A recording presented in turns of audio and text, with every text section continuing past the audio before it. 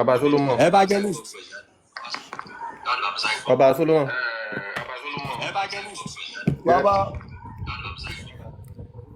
ẹ máa ń lẹ́. Evangelist. Yes sir. Yes sir. Bí àlàáfíà lẹ wà. Adúpẹ́ fọ́lọ́run sà. Ẹ jọ̀ọ́ sẹ́ẹ̀lì bá mi sáré gọ́ọ̀gù kọ̀ọ̀kan jáde. Sẹ́ẹ̀lì bá mi sáré gọ́ọ̀gù kọ̀ọ̀kan jáde. Ó wà ń bí báyìí. Ó ti wà ń bí.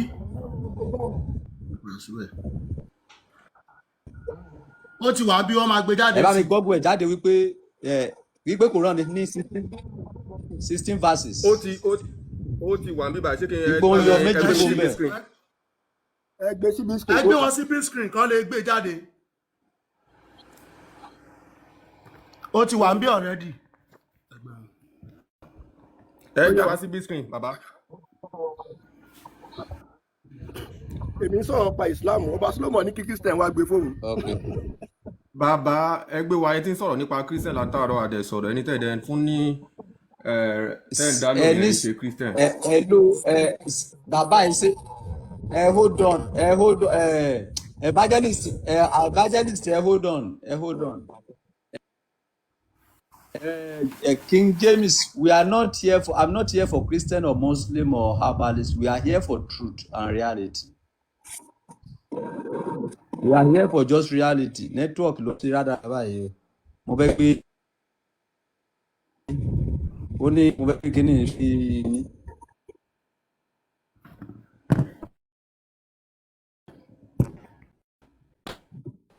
Network ni ò jẹ́ kí mo fẹ́ ṣe báyìí. Ṣé mo pé kí sàwọn ló sọ èmi ló sọ jáde. Before I talk, I have my proof, man. So ṣé tí wàá bí. Mo ti wà ń bẹ̀ sà ẹgbẹ́ mi sí. Network bad. Okay, God bless. Oya gbogbo ẹ̀ tó kọ̀ máa ta o. Ẹgbẹ́ síbí. Ohun tí mo bẹ̀rẹ̀ pé did Quran have 116 chapters? Ó wá ní the standard which is universally accepted Quran used by Muslims today contain 114 chapters. That is surahs. While early Hasana Codices, that is manuscript of some companions such as ẹ farabalẹ̀ ẹ jẹ́ kí n kà tán ẹ farabalẹ̀ jọ ẹ jẹ́ kí n kà tán tí n bá kà tán máa tú tàbí kọ́ba Solomon tú. Now, while earlier personal codices, which is manuscript of some companions such as Ubay ibn Ka'b, are reported in historical accounts to have contained 116 chapters, including 2 additional invocations. Torí ẹ̀ ń tẹ̀sọ́ lẹ́ẹ̀kan ni pé kí wọ́n sọ súrà rẹ̀, which is to be complete the 116. The surah is El-Ka and El-Abd. These were not adopted into the standardized Uthmanic codex that forms the basis of the Quran today. Ẹ̀dẹ̀ má gbàgbé nígbà kan ni Uthman ó dáná sun àwọn Quranic manuscript. Ẹ farabalẹ̀ bàbá ẹjọ́ King Josmi ẹjọ́ ẹ ó dán. Nígbà tí Uthman ẹ sọ̀rọ̀ ẹ farabalẹ̀. Ẹ dákẹ́ ẹ jẹ́ kẹ́mi wá sí sàgbé ẹ wá sọ tọ̀dọ̀ yín. Hold on sir evangelist. King just me. Ṣé ẹ̀sìn lẹ wá jà fún bí ni àbí reality lẹ wá fún? Òdodo là ń sọ, a ní pé kó sọ nǹkan tó kà yẹn kó sọ Yorùbá. We are not here for any religion here. We are here for reality. Sir, so tó bá ti kàn yẹn máa sọ̀rọ̀ ẹ jẹ́ kó ń ká ọkọ̀ tó ń kà tán. Tẹ́yìn bá ti fẹ́ ṣàlàyé máa wá tákù kò tó ń sọ. That is all. Go on sir. Okay, Ọba Solomon, according to one bíbá Ọba Solomon bá sọ̀rọ̀ mi bá King Josmi sọ̀rọ̀ tẹ́ bá lọ wo bíbá that only these were not adopted into standardized Uthmanic codex that forms the basis of the Quran today. Now ìgbà kan wà tí Uthman yìí ó dáná sun some manuscript of Quran ọba tó dá ìṣẹ̀dá sun manuscript of Quran tó ní this and that tó bring àwọn narrations láti fi back up point here. Àtìgbà yẹn ni Quran ò tí 116 chapters but àwọn tí wọ́n lò ní ìsìn báyìí 114 chapters ni but ní ìgbà kan rí according tó wà bí báyìí 116 chapters òun ni Quran.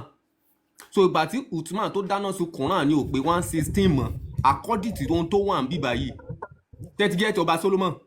So now King Josmi ò lè deny pé Uthman ó dáná sun Quran rí nígbà kan rí. So àwọn 2 chapters ẹ béèrè yẹn lélẹ́yìí El-Ka and El-Abd. So mo rò pé mo ti dá yín lọ Ọba Solomon. God bless you. Ẹ ṣé ó yá wá sọ̀rọ̀ ní King just taking ó yá ẹ fún. Ẹni kọ́ máa gbé kúrò mi kọ́ gbé síbẹ̀ bẹ́ẹ̀ nǹkan tọ́ka yẹn náà ń fẹ́ kà kẹ́gbẹ́. Ẹ bá gbé síbẹ̀ ẹ bá gbé síbẹ̀. Ó yá wọ́n ti gbé síbẹ̀. Ẹ gbé sí dáadáa. Wọ́n gbé sí dáadáa. Ẹ wo wọ́n béèrè pé ṣé Quran ní 116 chapters. Okay. Quran wọn nǹkan tó bá gbé wá fún wọn sọ pé the standard universally accepted version of Quran is 114 chapters. Ó ní Quran gbogbo àgbáláyé universal 114 chapters ló wà ńbẹ̀. Wọ́n ní while early personal manuscript ìtumọ̀ manuscript nìkan tí a fọwọ́ kọ personal mi èmi nìkan. Ènìyàn nìkan dá fọwọ́ tiẹ̀ kọ lọ́wọ́ tiẹ̀.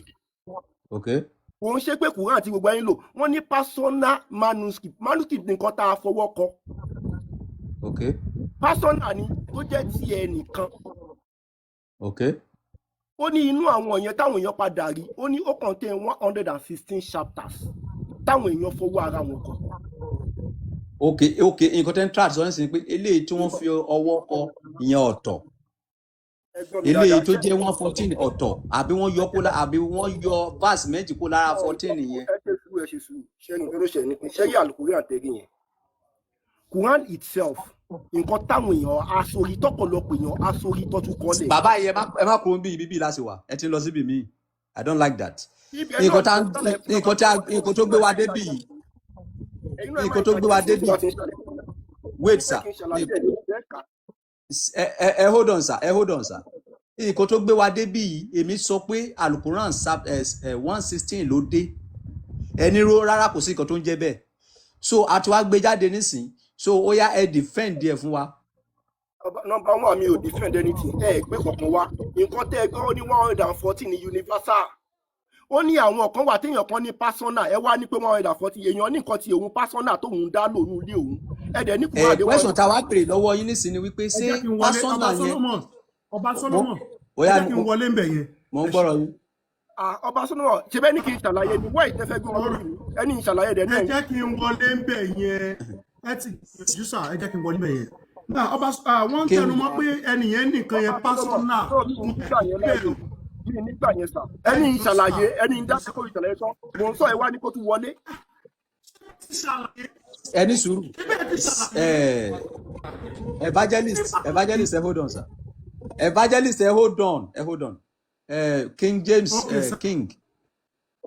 King ẹ má bínú o ṣé ibi tẹ́ wà yìí ṣé ẹ wá fún àbòsí ni àbí fún reality. Èmi ló yẹ kí n béèrè yẹn lọ́wọ́ yín sà ìgbà tó ń sọ ẹni ń dákẹ́ mò ń sọ̀rọ̀ lọ́wọ́ ẹ ní pé kó wọlé ẹ jẹ́ ń sọ̀rọ̀. Okay now ìgbà tẹ́ wá ń sọ̀rọ̀ lọ́wọ́ ẹ ṣé platform iṣẹ́ yìí nìkan ló wà fún ni. Ìgbà tó ń sọ ẹni kí n jẹ́ kíyàn kan sọ̀rọ̀ tán èmi fẹ́ sọ̀rọ̀ yẹn kó sí mi lẹ́nu. Okay ó yá sọ títí yín àti fún yín láyé. Ó yẹ gbé wá padà kí n kà fún yín. Ẹ gbé jáde ẹ jẹ́ kó ṣàlàyé títí wọn. Ẹ bá ń gbé sí ẹyí pé ó ti gbé kúrò mbẹ ẹyí báyẹn nǹkan tó wá ṣe nìyẹn káyipẹ ẹdẹ wáyé àwọn pé ọjọ́ mi tó bá ráyè mo ráyè fún wọn àwọn eléyìí máa ń sá fún mi ní ọba tó lọ. Bàbá yìí pẹ̀lú bẹ́ẹ̀ ṣe nímọ̀ tó mi dẹ̀mọ̀ pé ẹni máa ṣe é kan báyìí. Ó yẹ ẹgbẹ́ mi sí bísí kí n lo fóònù mi ẹgbẹ́ mi sí bísí ẹgbẹ́ mi sí bísí kí n kà lọ́dọ̀ mi. Lo fóònù ẹni ó ti gbé sá lọ nǹkan lélẹ́yìí ni. Òun ò ní ó náwọn ò ní ni ó náwọn ò mọ ni o King Solomon o wọ́n ní ìsàn fẹ́ lo fóònù wọn wọ́n náwọn ò mọ ni o Ọba Solomon. Ẹni sùn ṣe bí òun náà gbé síbí. Kí ni mo ní mi ìmọ̀ mo ní ó gbé nǹkan kúrò ń bẹ ó ní pé mo ní mi ìmọ̀ ṣé mi nǹkan wá sọ́nà gbé síbí sí ẹ̀ka ó yá gbé sí dáadáa. Yes sir. Now only the standard universally accepted Quran used by Muslims today contains 114 chapters, that is surahs.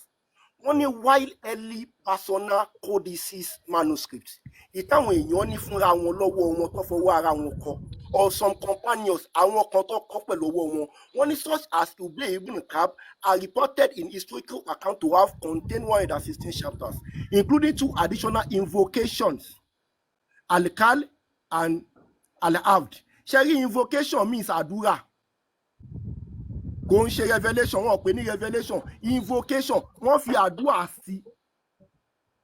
Now ẹ ti ṣe mọ̀ pé ẹ ti kà tán nísìn now ṣe ẹ ti ready àti wá dáhùn question wa àbí ẹ ti ready ṣe ti ready àti dáhùn question mi báyìí. ẹ wo tí mo kà dé ó sì kú sentence. ó yá ẹ máa kà lọ ẹ máa ṣàlàyé ẹ máa kà lọ. ó ní including 2 additional invocation pé kéèyàn fi àdúrà tọ́jú ẹ̀ sí àdúrà méjì kéèyàn wá kọ síbẹ̀ wọ́n sọ pé revelation àkọ́kọ́ nìyẹn. These were not adopted into the standardized Usmani codex that form the basis of Quran today. Wọ́n ní eléyìí wọn ò gba àdúrà táwọn kọ síbẹ̀ wọn ò gbà sínú Kùránì àdúrà tó kọ sí tọ́dọ̀ wọn nìyẹn náà. Now tí wàá lọ fẹ́ sọ. Ṣé ti kà tán? Now ẹ máa dáhùn question méjì. Ṣé Al-Quran 160 tó ń kọ yẹn ṣé ìwé míì ni? Àbí ara ilé náà ni àbí Al-Quran tó ń kọ 160 wọ́n kàn yọ méjì kúrò ń bẹ̀. Ọba Solomon nǹkan tẹ káyé wọn sọ pé revelation wọ́n ní ṣẹ́mọ̀ túmọ̀ invocation sà. Sẹ́yìn náà mẹ́tò mọ̀ chapter sà. Bẹ́ẹ̀ ni mo túmọ̀ chapter.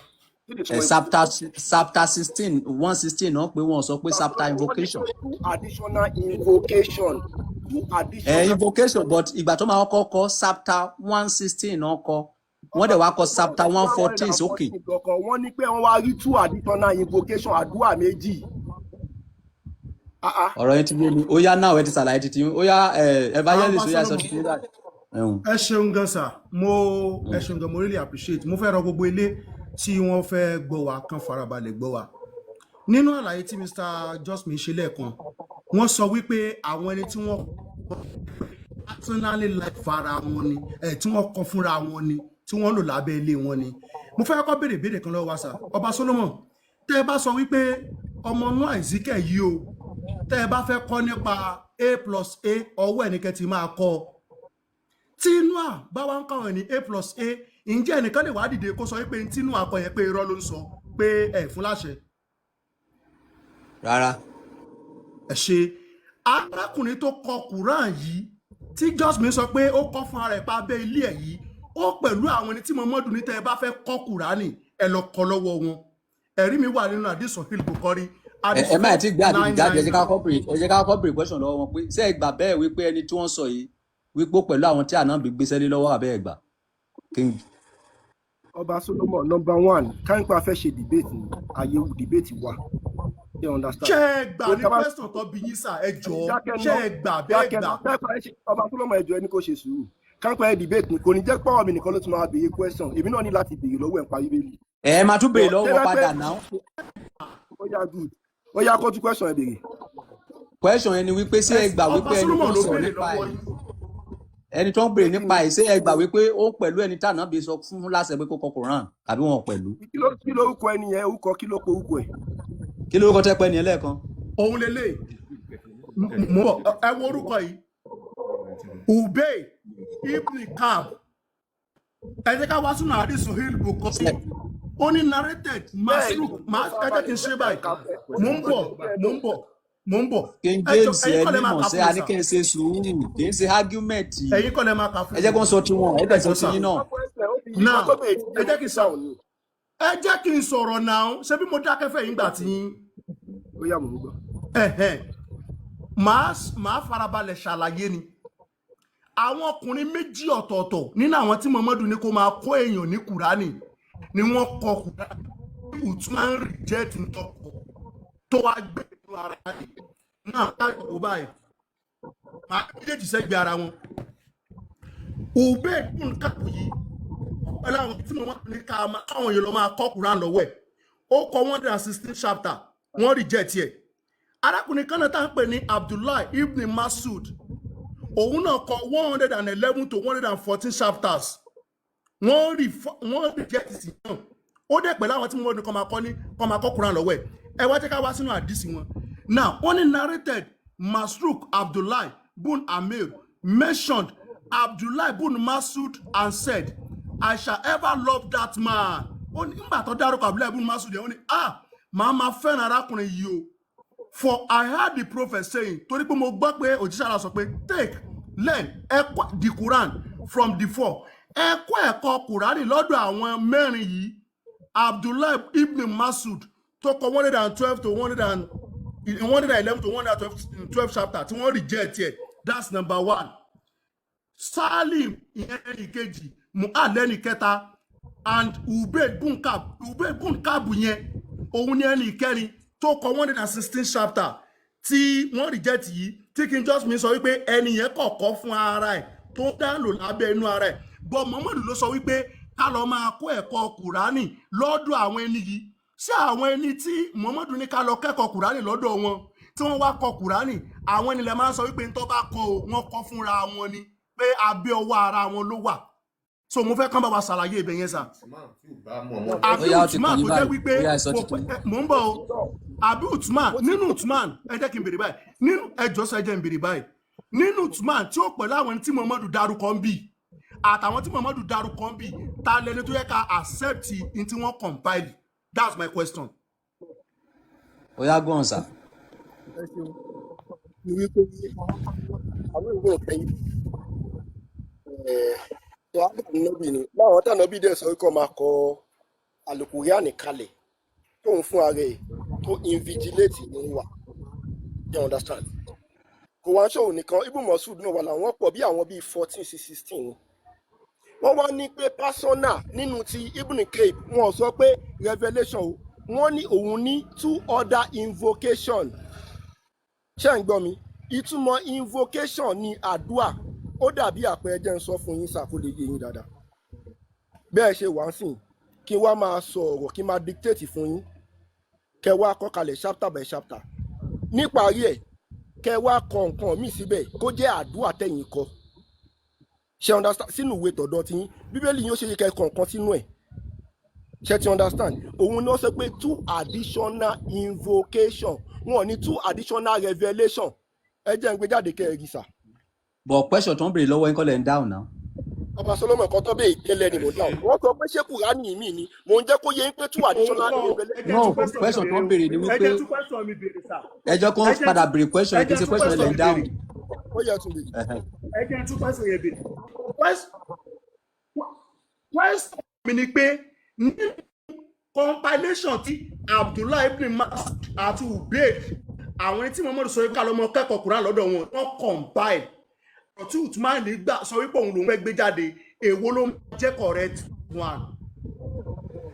Àbí lè rí pé ṣé Usman fúnra rẹ̀ ṣé kò wá Al-Qur'an ṣé gbọ́ question mi. Ẹjọ́ ẹ̀dẹ́ ṣe number 1 farabalẹ̀.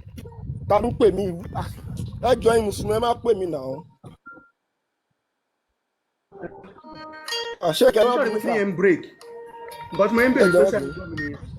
Ṣé kẹ́ máa bí mi? Ó yẹ ẹjẹ́ ẹ̀dá yín lò. Ṣé yín number 1 ni wípé Usman fúnra rẹ̀ ó akùrà ní sùúrù. Ṣé ń gbọ́ mi? Usman fúnra rẹ̀ òun ni kàlífà ànábì tó wà pẹ̀lú ànábì tó akùrà ní sùúrù. Kò ń ṣe bóyá ó ti lọ níṣojú ànábì lára ẹ̀ ní Ibn Masud wà gbogbo wọn wà ń bẹ̀ papọ̀. Wọ́n wá ń kọ́ ní nǹkan tẹ́ ẹ gbé wá tẹ́ ẹ pè ń kúnra yẹn nǹkan tẹ́ ẹ kà fúnra yín wọ́n sọ pé 2 additional revelation Kùránì revelation ni wọ́n sọ pé nínú títí Ibn Ka'b wọ́n lòun ní 2 additional revelation. Tí bá ti ń sọ̀rọ̀ tó dákẹ́ kó. Ṣé ẹ dáhùn question wọn ni ọ̀rọ̀ yóò tẹ̀ fẹ́ wá yé mi mọ́ gan. Wọ́n ń béèrè question lọ́wọ́ yín lé kọ́kọ́ dáhùn question yìí ná. Question mi kọ́ nìyẹn.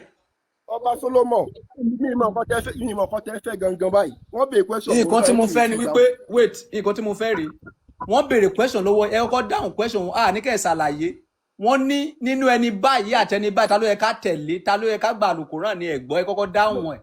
Àwọn méjì ẹ ṣe sùúrù ṣe rí àwọn méjì the same thing ló wà wọ́n ní títí Ibn Ka'b òun ní 2 additional invocation not revelation invocation mi àdúrà. Kì í ṣe ló ń béèrè sà kì í sọ̀rọ̀ àdúrà là ń sọ̀rọ̀ so yẹ ká gba nǹkan tí màá nìyẹn sọ gbọ́ àbí kò yẹ ká gba Al-Qur'an tó kọ gbọ́ that is the question.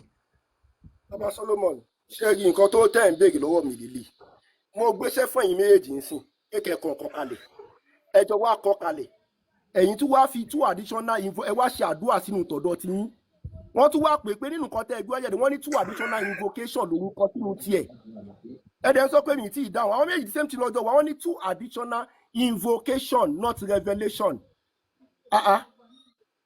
ṣé bí nǹkan tó gbọ́ aṣọ tó pé revelation ni question mi down yẹn ọba tó lọ́mọ ṣe ẹni tó bá ní ní wípé nínú béèdì yìí mọ́tò ní ká lọ fún ẹ̀kọ́ kùránì lọ́dún ẹ̀ àti arákùnrin yẹn àti Uthman tá lẹ́ni tó yẹ ká gba kùránì wọn wọlé nínú àwọn méjèèjì. kí ló ń sọ pé ẹni tó yẹ ká gba kùránì wọn wọlé kùránì kan tí ó yẹ pé hundreds of people ló aṣorí tí wọ́n tún kọ́ lẹ̀ wọ́n wá níyàn kan ní 2 additional invocation oníkaníká gba tiẹ̀ wọlé. point kan that's not my question sir that's not my question my question ni wípé nínú ìbéèrè tá a náà bí sọ wípé ẹ lọ máa kọ́ Quran lọ́dọ̀ ẹ̀ nínú ìbéèrè tí Muhammadu sọ pé ẹ lọ máa kọ́ Quran lọ́dọ̀ ẹ̀ àtúntúmọ̀ tí ó pẹ̀lú wọn ta lẹni tó yẹ ká gba Quran ẹ̀ wọlé. Problem tí mo ní pẹ̀lú King James King Josmin ni wípé bẹ́ẹ̀ ṣe ní ìmọ̀ tó ẹ ò ní sùúrù tó ṣe rí argument kò lè jẹ́ ká mọ òtítọ́ ẹni tó bá ń argue kò ní reality lọ́wọ́ ni ẹni tó bá ní reality lọ́wọ́ kò kí báyọ̀ argue á jẹ́ kó sọ̀rọ̀ ẹ̀ tán òun ló mọ bí tó ẹ máa ti káàṣì ẹ̀ so now nǹkan tí a jọ sọ débi ni wípé mo ní Alukoran chapter 16 ló wà 116 ẹni no ẹni 14 alọgọgù ẹ jáde wọ́n gbé jáde nígbà tó wá gbé jáde ẹ wá ní prayer náà kọ síbẹ̀ ṣé o ta ló yọ prayer yẹn kúrò ṣé prayer jẹ́ nǹkan tó dáná ṣe yọ kúrò nínú ẹ̀ ní kí nìdí tó fi yọ chapter méjì yẹn kúrò nínú Alukoran ẹ tó fi di 114 ẹ ṣàlàyé fún wa sà. ìbéèrè tó dá lébi àkọ́kọ́ wọn sọ pé ṣẹ́yìnkùn àfihàn rẹ̀ revelation wá yìí ní Quran wọ́n wá sọ pé inú tún kéèbù yẹn òun fi àdúrà sínú tọ̀dọ̀ ẹ̀ revelation òun wá ṣe ó kọ 2 addition nǹkan tẹ́ ẹ gbọ́ àtẹ́lẹ̀ lọ search wọ́n ní 114 chapters ló wà ṣe ń gbọ́ wọ́n wá ní ti ẹni tẹ́ ẹ dárúkọ yẹn òun wá fi àdúrà méjì sínú tọ̀dọ̀ ẹ̀ ọ̀nà méjì ló fi àdúrà sínú tọ̀dọ̀ ẹ̀ tábà wo ti manuscript tọ̀dọ̀ ẹ̀ a máa rí pé ó máa jẹ́ 116 nílùú kan tẹ́ ẹ kà gangan wọ́n ní he put additional 2 chapters additional ni pé ó fi àdúrà méjì ó jẹ́ kẹ́ understand invocation lọ pé. ṣé àdúrà ò dá ló fà tó fi yọ kúrò ni that is my question. ṣé inú Quran ò kí ń ṣe ọ̀rọ̀ èèyàn ọ̀rọ̀ Ọlọ́run nìkan la máa ń kó sínú Quran nìkan ló wà ní Quran ṣé ti understand. ok gbogbo ibi tí wọ́n ti sọ wípé kí ànábì máa dó àwọn fámìlì àwọn àbúrò ìyàwó àwọn kìnìún yẹn sí ọ̀rọ̀ Ọlọ́run náà ni gbogbo yẹn. níbo ló wà tó tí kànábì máa dó àbúrò ìyàwó ẹ̀. wípé ó lè máa fẹ́ àwọn àbúrò fámìlì wọn àbúrò bàbá àbúrò ìyá bàbá ó wà náà Alukoran náà màá sáré gbogbo ẹ̀ jáde fún yín náà mi ò kí ń sàdédé sọ̀rọ̀ láì ní reality. ó yẹ gbọ́gbẹ́ jáde àmọ́ kẹ́ ẹ tó gbé jáde mo ní tíyẹ̀sì pé kẹ́ gbé jáde àmọ́ kẹ́ ẹ tó gbé jáde èmi náà fẹ́ béèrè lọ́wọ́ Noah evangelist Noah. ẹ má béèrè bọ́tẹ́ jẹ́ ká kọ́kọ́ yanjú eléyìí náà sẹ́rí ẹ má yẹ ká máa bẹ́gi léegi Alukoran sọ bẹ́ẹ̀ náà. mo ti dá yín lọ already. ẹ jẹ́ kí n lọ sí ẹlọ́run Alukoran nìyẹn ó fún ànábì láṣẹ láti máa fẹ́ àwọn ọmọ àbúrò ọmọ ẹ̀gbọ́n something like that pé ànábì nìkan náà fún láṣẹ. wọ́n bọ̀. Quran 33 ẹ bẹ̀rẹ̀ kẹ́bẹ̀ láti 51 dé 55. 50 ẹ bẹ̀rẹ̀ láti 50. verse 50 Quran 33:50 verse 50. ṣé ẹ máa kà lọ́dọ̀ yín ni àbí ẹ ní Quran sọ́dọ̀ yín. àyìn lẹ́fẹ̀ẹ́ gbé jáde ẹ̀yin ẹ̀ kà náà. ok Alukoran chapter 33.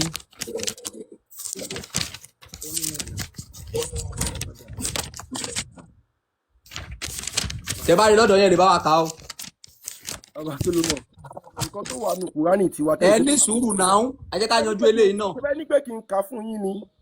ókè ẹ kà lọ́dọ̀ yín ẹ jẹ́ ká gbọ́. ṣé nǹkan tó wà ní Kùránì tiwa Quran chapter 33 verse kílẹ̀ pé náà. verse 50 kọ́lẹ̀ pé ní àbí kílẹ̀ pé lọ́hùn. bàbá yín kà á sọ. ẹ má gbàgbé nǹkan tẹ sọ o. 133 verse 50. ẹnu ò lè máa fẹ́ ọmọ àbúrò ọmọ ẹ̀gbọ́n nǹkan tẹ sọ nìyẹn sá o.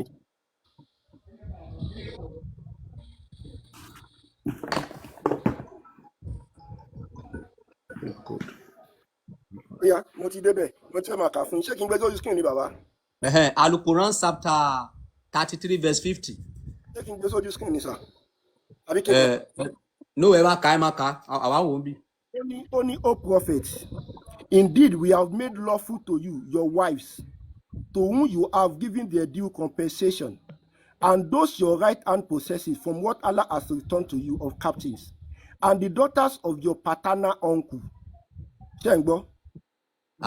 Ẹ ká lọ. Paternal uncle, and the daughters of your paternal aunts, and the daughters of your maternal uncles, and the daughters of your maternal aunts, who emigrated with you and a believing woman, if she gives herself to the prophet, if the prophet wishes to marry her. This is only for you, excluding the other believers. We certainly know what we have made obligatory upon them concerning their wives and those their right hand possess. But this is for you, in order that there will be upon you no discomfort, and ever is Allah forgiving and merciful. Ẹ ṣàlàyé fún wa. Àlàyé wo bí wọ́n ṣe ibo ló wà tó sọ pé ọmọ àbúrò ọmọ ẹ̀gbọ́n lè máa sọ fún mi báyìí sá. Ẹ jẹ́ kí ká ní Yorùbá bóyá òyìnbó tẹ́ ń kà yẹn bóyá ẹ̀mẹ̀túmọ̀. Ó yẹ ká Yorùbá. Ó dà.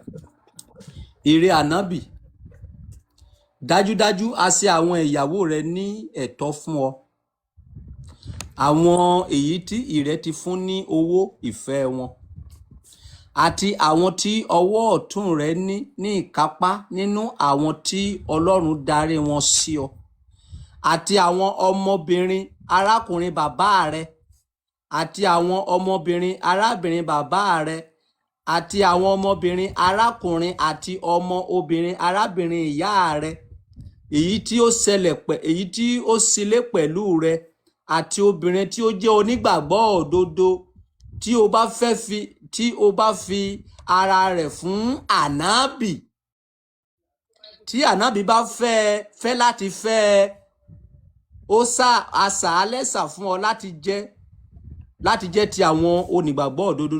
Dájúdájú a mọ ohun tí o ṣe ní ọ̀ranyàn fún wọn nípa àwọn ìyàwó wọn, àti ohun tí ọwọ́ ọ̀tún wọn ní ìkápá rẹ̀, nítorí kí ó má jẹ́ àléébù fún ọ. Ọlọ́run jẹ́ aláforíjì àti oníkẹ́. Tó bá sọ pé ọmọ ẹ̀gbọ́n àtọmọ àbúrò mẹ́sà. Kí ló ń jẹ́ ọmọ tó bá sọ pé èèyàn ọmọbìnrin arábìnrin bàbá, kí lè túmọ̀ yẹn? Ìtumọ̀ ẹ̀ ní pé bàbá mi, ẹ̀gbọ́n bàbá mi, ọ̀nkù mi, bàbá mi sìn, ẹ mọ̀ pé ó lẹ́gbọ̀n. Ọmọ tóun bá bí, wọ́n ní pé a lè fẹ́ra wa. Extended ni wọ́n náà lè fẹ́ra wa. Kò ń ṣe àwọn ọmọ ẹni sùúrù, ọmọ ta ní kílẹ̀ pé? Bẹ́ẹ̀ wá sìn, bóyá ẹlẹ́gbọ̀n ọkùnrin. Sorry, ẹ ní dáàdì tọ̀dọ̀ yín, wọ́n wá bí yín. Dáàdì tó bí dáàdì yín, wọ́n tún wá bí èèyàn kan tó dàbí ẹ̀gbọ́n dáàdì yín. Ọmọ tí ẹ̀gbọ́n dáàdì yín, ọmọ tí ẹ̀gbọ́n dáàdì yín, ọmọ tí ẹ̀ tóun bá bí lẹ́lì kò ń ṣe siblings yín. Ọmọbìnrin arábìnrin bàbá rẹ. Exactly. Ọmọbìnrin that means wípé bàbá mi ọmọ tí bàbá mi èmi àti ẹ̀gbọ́n mi sìn, ọmọ ẹ̀gbọ́n mi ọmọ mi lè fẹ́. Ọmọ rárá ìyẹn kọ́ jẹ́rí bàbá yín ìtumọ̀ ẹ̀kọ́ nìyẹn sẹ́ ẹgbọ́n mi sàn ẹ jẹ́ kókó lè yé yín dáadáa, mo lè gbẹ́ yìí wá tó máa jẹ́ kó yé yín. Àwọn tẹ́ ẹ̀ lè fẹ́ ayé abẹ tó ṣàlàyé àwọn tẹ́ ẹ̀ nífẹ̀ẹ́. Ṣé kí n gbé jáde kẹrì kí n má sọ lórí? Ẹ kọ́kọ́ ṣàlàyé lè ná. Òun náà làlàyé ẹ má wọrí ẹ jẹ́ n gbé jáde, ẹ kò lè ẹ fọwọ́ da yóò yé yín. Quran náà mo fẹ́ kà mí ìkú òun Quran. Bóyá verse wo la fẹ́ kà? Ní Quran chapter 4 ẹ wo verse 23 ibẹ̀ ló ti ṣàlàyé ẹ̀.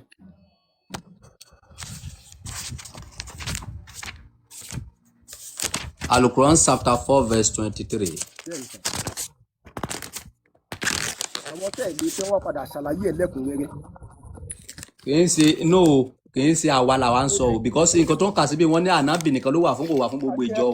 Ẹ má orí ẹ̀ka sàn.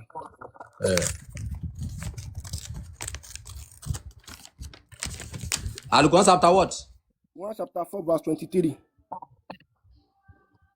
Verse 23 says, a ṣe é ní èèwọ̀ fún yín. Àwọn ènìyàn lélẹ́yìí kì í ṣe ànábì. Ẹ jọ̀ọ́ nítorí Ọlọ́run ẹ̀ka ẹ má bínú ẹ̀ka. A ṣe é ní èèwọ̀ fún yín láti fẹ́ àwọn ìyá yín àti àwọn ọmọbìnrin yín àti àwọn arábìnrin yín àti àwọn arábìnrin bàbá yín àti àwọn arábìnrin ìyá yín. Wọ́n ní ànábì lè fẹ́ àwọn o. ẹ má gbàgbé o. ẹ má bínú níbo lọ́sọ ẹjọ́ ẹ má bínú àwọn olóṣọpọ̀ lè fẹ́ àwọn tó ń fẹ́ paternal àwọn cousins nìyẹn àwọn cousins ó yàtọ̀ sí àwọn ní sẹ́mọ̀ pé ní ìsàlẹ̀ Quran nìyẹn ó dàbí wọ́n sọ níbìkan lẹ́ẹ̀kan wípé ànábì nìkan náà fún láṣẹ yẹn pé kì í ṣe fún gbogbo ènìyàn sẹ́. ẹ̀gbọ́n àtàbúrò ló ń sọ extended family ló ń sọ kò ń ṣe ẹ̀gbọ́n àtàbúrò tẹ̀yìn sọ ẹ̀yin sọ pé wọ́n ló lè máa fẹ́ àbúrò ẹ̀ kó máa bẹ́ àbúrò ẹ̀ sùn kò sínú Kùránì ní nǹkan tí mo sọ tó ọmọ ẹ̀gbọ́n mi ṣé kì í ṣe àbúrò ṣé kì í ṣe fámìlì ọmọ mi ni. kí lẹ sọ. ọmọ ẹ̀gbọ́n mi ṣé kì í ṣe fámìlì ọmọ mi ni. ọmọ ẹ̀gbọ́n yín ṣé kì í ṣe fámìlì ọmọ yín. so ìwọ ni kéèyàn fẹ́ family extended family. It's okay. Ó yá ẹ béèrè question tẹ́ fẹ́ sọ pé ẹ fẹ́ béèrè lọ́dọ̀ evangelist. Okay, fine. Ọba Solomon ẹ farabalẹ̀ kọjú ọtí ọba Solomon fẹ́ bá sọ ọba Solomon now nínú Quran mùsùlùmí lóró fẹ́ àti fẹ́yàwó mẹ́rin wọ́n fẹ́ sọ yìí pé ibẹ̀ náà bá Muhammadu wí now ẹ kàn bí wọ́n lè rí pé ṣé ìyàwó mẹ́rin yẹn ni Muhammadu wá padà fẹ́ torí òfin Allah fún àwọn mùsùlùmí ni pé ìyàwó mẹ́rin tán bá lè ní agbára ẹ farabalẹ̀ tán bá ní agbára tán bá dẹ̀ ní ipá now ṣé ìyàwó mẹ́rin yẹn ni Muhammadu wá padà wá fẹ́. ẹ ní sùúrù sà evangelist ẹ kẹ́dùn nípa máa béèrè question yẹn wọ́n náà wọ́n fẹ́ béèrè question kan lọ́wọ́ yẹn jẹ́ kọ́kọ́ béèrè question tiwọn náà ó yá àfa àgbọn. ó yá tó bá ti papọ̀ mọ́kàn tẹ́ ń discuss mi báyìí kò jù bẹ́ẹ̀ lọ. tó papọ̀ mọ̀kàn tá à ń discuss jẹ́ tó gbélé. no ẹ̀yin ẹ béèrè question kan yín náà ẹ kọ́kọ́ béèrè question yín náà ká gbọ́ náà. bẹ́ẹ̀ tí wọ́n fẹ́ béèrè lílé ní inú ìwé nínú ìwé Matthew ní chapter 23 ní verse 1 àti 2 Jésù ṣe ló fi pé tó ń bá. à ń gbọ́ mo ń gbọ́ ẹ má sọ̀rọ̀ yín lọ. ẹ gbọ́ dáadáa o question yìí ẹ gbọ́ dáadáa ẹ dákun ọba Solomon nínú ìwé Matthew ní chapter 23 ní verse 1 àti 2. ẹ mú jẹ́ kí n record it so that àtòrí pọ̀ ẹ jẹ́ kí n record it because of time máa padà parọ́ pé iṣẹ́ là everywhere. a ní ẹ mú kí n ti bèrè tán. Al-Quran chapter kílẹ̀ pé. nínú Bíbélì. chapter what. chapter 23 verse 1 àti 2. wọ́n ti sọ níbẹ̀ wípé ó sọ gbogbo ọmọ òun rò pé àwọn amòfin àtàwọn Farisí wọ́n jókòó ní ipò Mósè gbogbo nǹkan tó bá sọ fún yín pátápátá lẹ gbọ́dọ̀ máa ṣe. nínú ìwé Deuteronomy now Mósè sọ wípé Ọlọ́run sọ fún Mósè pé in the book of Deuteronomy chapter 25 verse 11 àti 12 Ọlọ́run sọ fún Mósè wípé tí ọkùnrin méjì bá ń bára wọn jà tí ìyàwó ọ̀kan tó bá wá súnmọ́ tòsí láti wá gba aya ẹ̀là láti wá gbọ́ ọkọ ẹ̀là lọ́wọ́ ẹni tó fẹ́ lù ú pa tó wá fà á ní abẹ́ Bíbélì ní o gbúdọ̀ gé ọwọ́ ìyàwó yẹn o gbúdọ̀ ṣàánú ẹ̀ táwọn náà lè ṣerú ẹ̀ Bíbélì ní kò gé ìyàwó ẹ̀ lọ́wọ́ tó wá gbé. kí wá ní ìbéèrè yín láàrin yẹn. ìyẹn pé sọ́gbà gbọ́ pé sáwọn náà lè gé ìyàwó wọn sọ́gbà bẹ́ẹ̀ pọ́lọ́ ní kẹ́ gé ìyàwó yín lọ́wọ́ tó bá gbèjà yín. Lord. But okay, what of Al-Quran tó máa pa àyàn yẹn kọ́. ọba Solomon ìbéèrè tí mo bèèrè ẹjẹ kọ dáhùn ṣe fẹ́ sọ pé ẹ̀yin ò lè. okay ó yá ẹ dáhùn kó má bàa di pé mo ń dá sí ẹ dáhùn evangelist tó ń bá yín. God bless you. jẹ́rí tẹ́ ẹ̀ka yẹn ẹ ṣeun gan God bless you. na ọ̀rọ̀ tẹ́ ẹ̀ka nípa tí Jésù sọ yẹn ọ̀rọ̀ tẹ́ ẹ̀ka nípa tí Jésù sọ bí a kẹ́ sáyéré padà sí Luke chapter 1 yẹn tí wọ́n sọ pé nípa Mósè la fi òfin fún ni àmọ́ nípasẹ̀ Kristi ẹ jọ ẹ jẹ́ ń dáhùn question ẹ jẹ́ kí n dáhùn question tẹ́ béèrè. ẹ wá á dé ẹ ṣe fún mi lẹ́ẹ̀kan ẹ ṣe lẹ́ẹ̀fẹ́ nìyí náà. okay wait ṣé ẹ̀yin fẹ́ sọ̀rọ̀ báyìí kàbá wọn ṣé ẹ sì fẹ́ sọ̀rọ̀ king ṣé ẹ sì fẹ́ sọ̀rọ̀ king ṣé ẹ sì fẹ́ sọ̀rọ̀. nǹkan tí mo ní kó kà ní kó kà. okay wọ́n ní kẹ́ lọ ka Deuteronomy. nǹkan tí mo béèrè ní kó dáhùn. okay Deuteronomy chapter what. chapter 25 11 àti 12 Jésù ní kẹ́ gé ọwọ́ ìyàwó yín lọ́wọ́ tó bá ṣàánú. ó yá ẹ kà jáde ẹ kà fún. Deuteronomy 25 àbí. 11 àti 12. okay.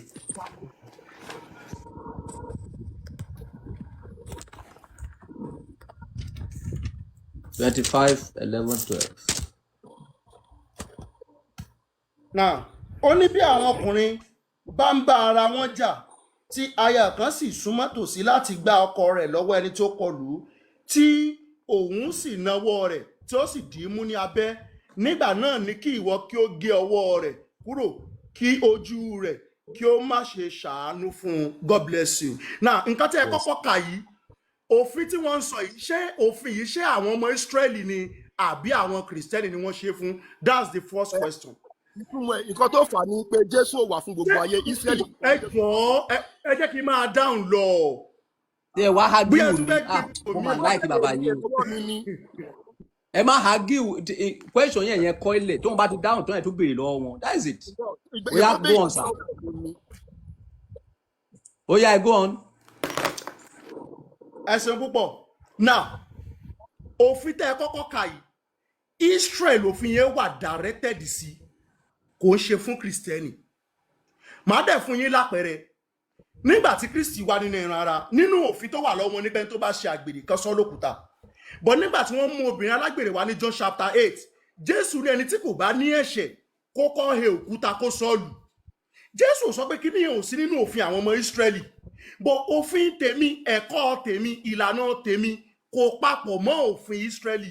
Òun ni ìwé Lúùkù ṣe jẹ́ ká mọ̀ pé nípa Mósè kódà wà ní Jòhánù nípa Mósè la fi òfin fún ni àmọ́ nípa Kristi òun la fi orí ọ̀fẹ́ kún orí ọ̀fẹ́ fún wa. So òfin tẹ̀ mú wa kò ní nǹkan kan ṣe pẹ̀lú ìgbé ayé Kristẹni rárá.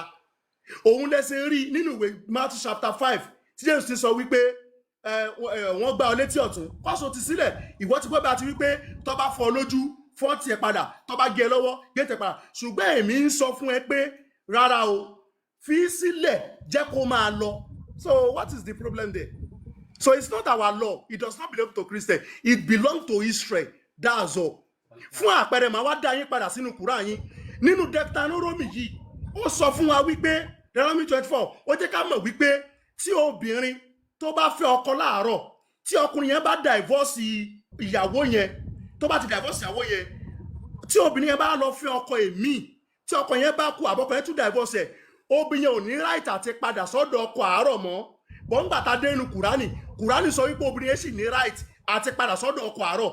So tẹ́ ẹ bá fẹ́ takò lè wípé òfin ò kì í yàtọ̀ síra wọn dẹ̀ ní láti ya ibẹ̀ yẹn kúrò ní Kùránì chapter 2 verse 230 ẹni láti yá kúrò because the same thing tó ṣẹlẹ̀ ní Bible náà ló ti ṣẹlẹ̀ nínú Kùránì yẹn.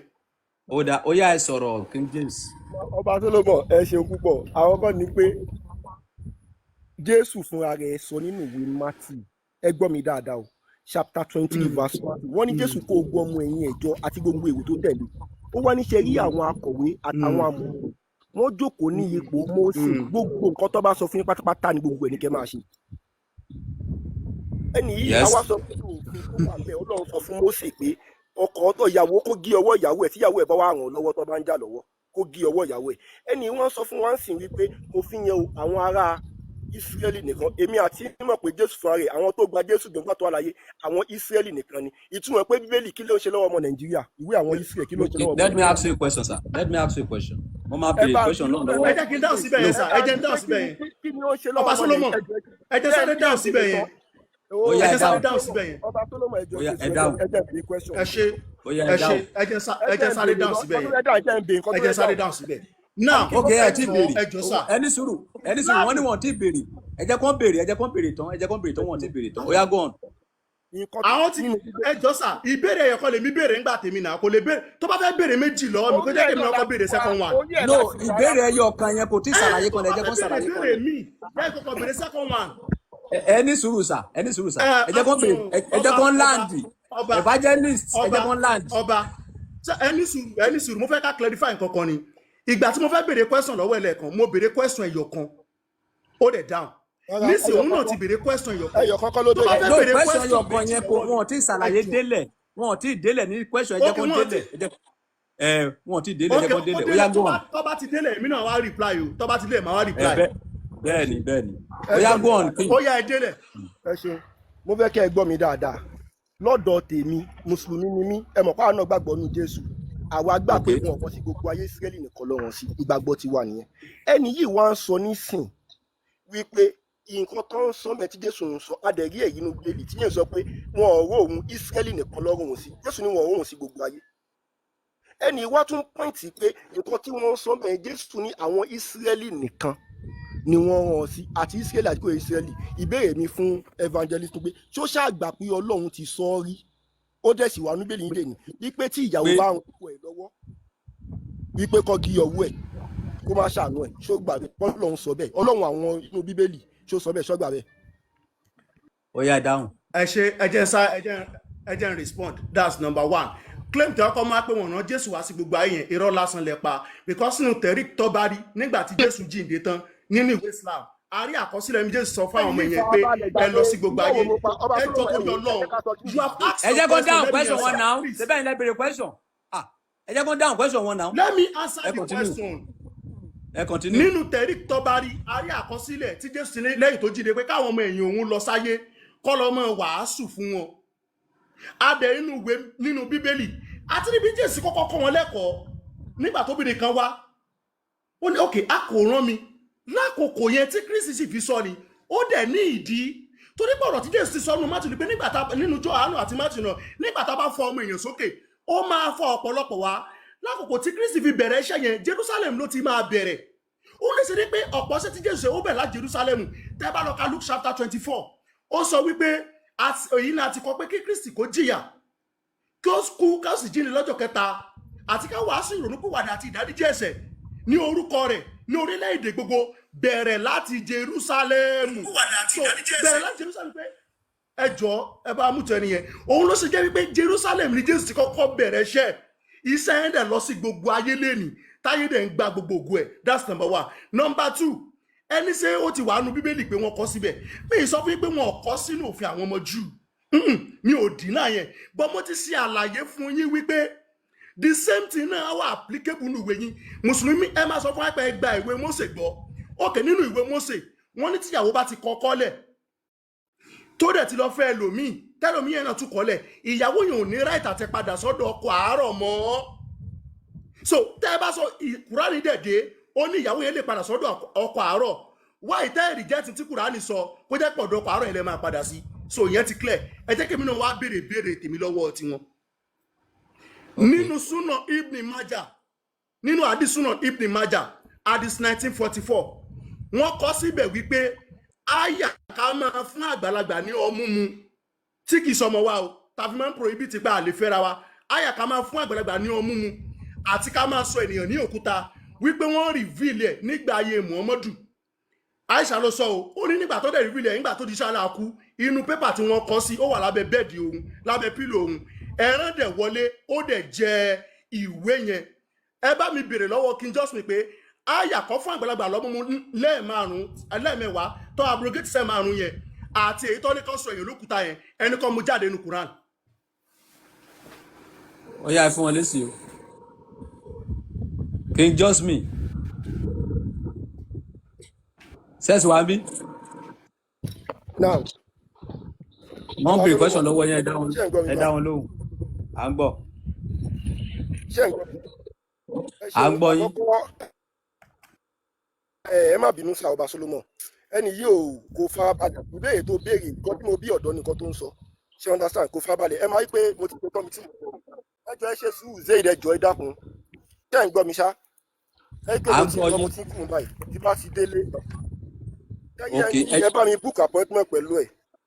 Ẹ má wọrí ẹ jẹ́ bá ti délé ẹ padà wá ẹ jẹ́ kí Afa Hussein dá wọn lóhùn. Dáhùn ìbéèrè mi má sá lọ ọba Solomon mẹ́ẹ̀kọ́ sá lọ fún ìbéèrè tèmi náà ẹ jẹ́ kó dáhùn tọ̀dọ̀ mi náà. No wọ́n ò gbé Quran wá síbí wọ́n ò gbé Quran wá síbí wọ́n kánjú. No Quran wà lórí mi mo wà lórí rẹ ṣáà pé mo ti ń jáde. Ẹ sáré fún wọn lésì ìbéèrè ẹ sáré fún wọn lésì ìbéèrè máa lọ. Ó yá kó béèrè béèrè ó yá tún béèrè.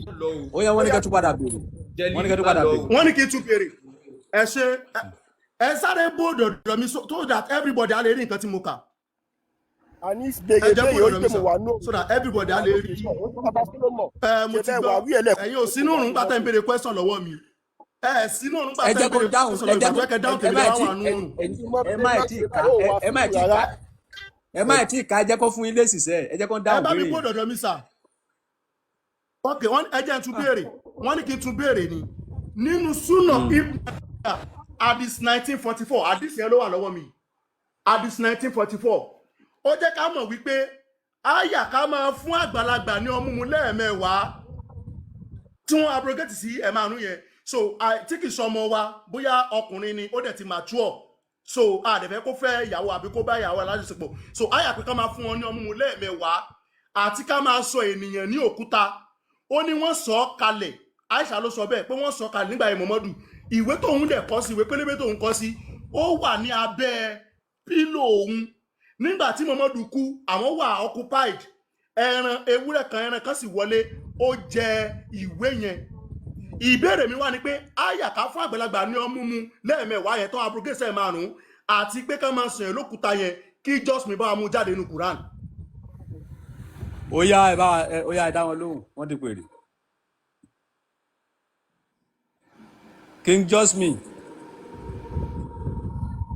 àwọn kan ní pé ṣẹ́rí àlùkùránì kì í ṣe ọ̀rọ̀ téèyàn kan gbọ́ Quran ọ̀rọ̀ tí ọ̀pọ̀lọpọ̀ èèyàn gbà wà ní kò ń ṣe téèyàn kan ṣé understand ànábì ò dé èèyàn kan pé Quran lélẹ̀ ọ̀pọ̀lọpọ̀ èèyàn tó pọ̀ ni wọ́n gba Quran wá ó wá sọ pé àdìsí kan bẹ wọ́n ti jẹ́ kí ni authentication àdìsí yẹn kọ́kọ́ gbé àdìsí yẹn wá pé kí ni authenticity ẹ̀ kó gbé jáde fún wa.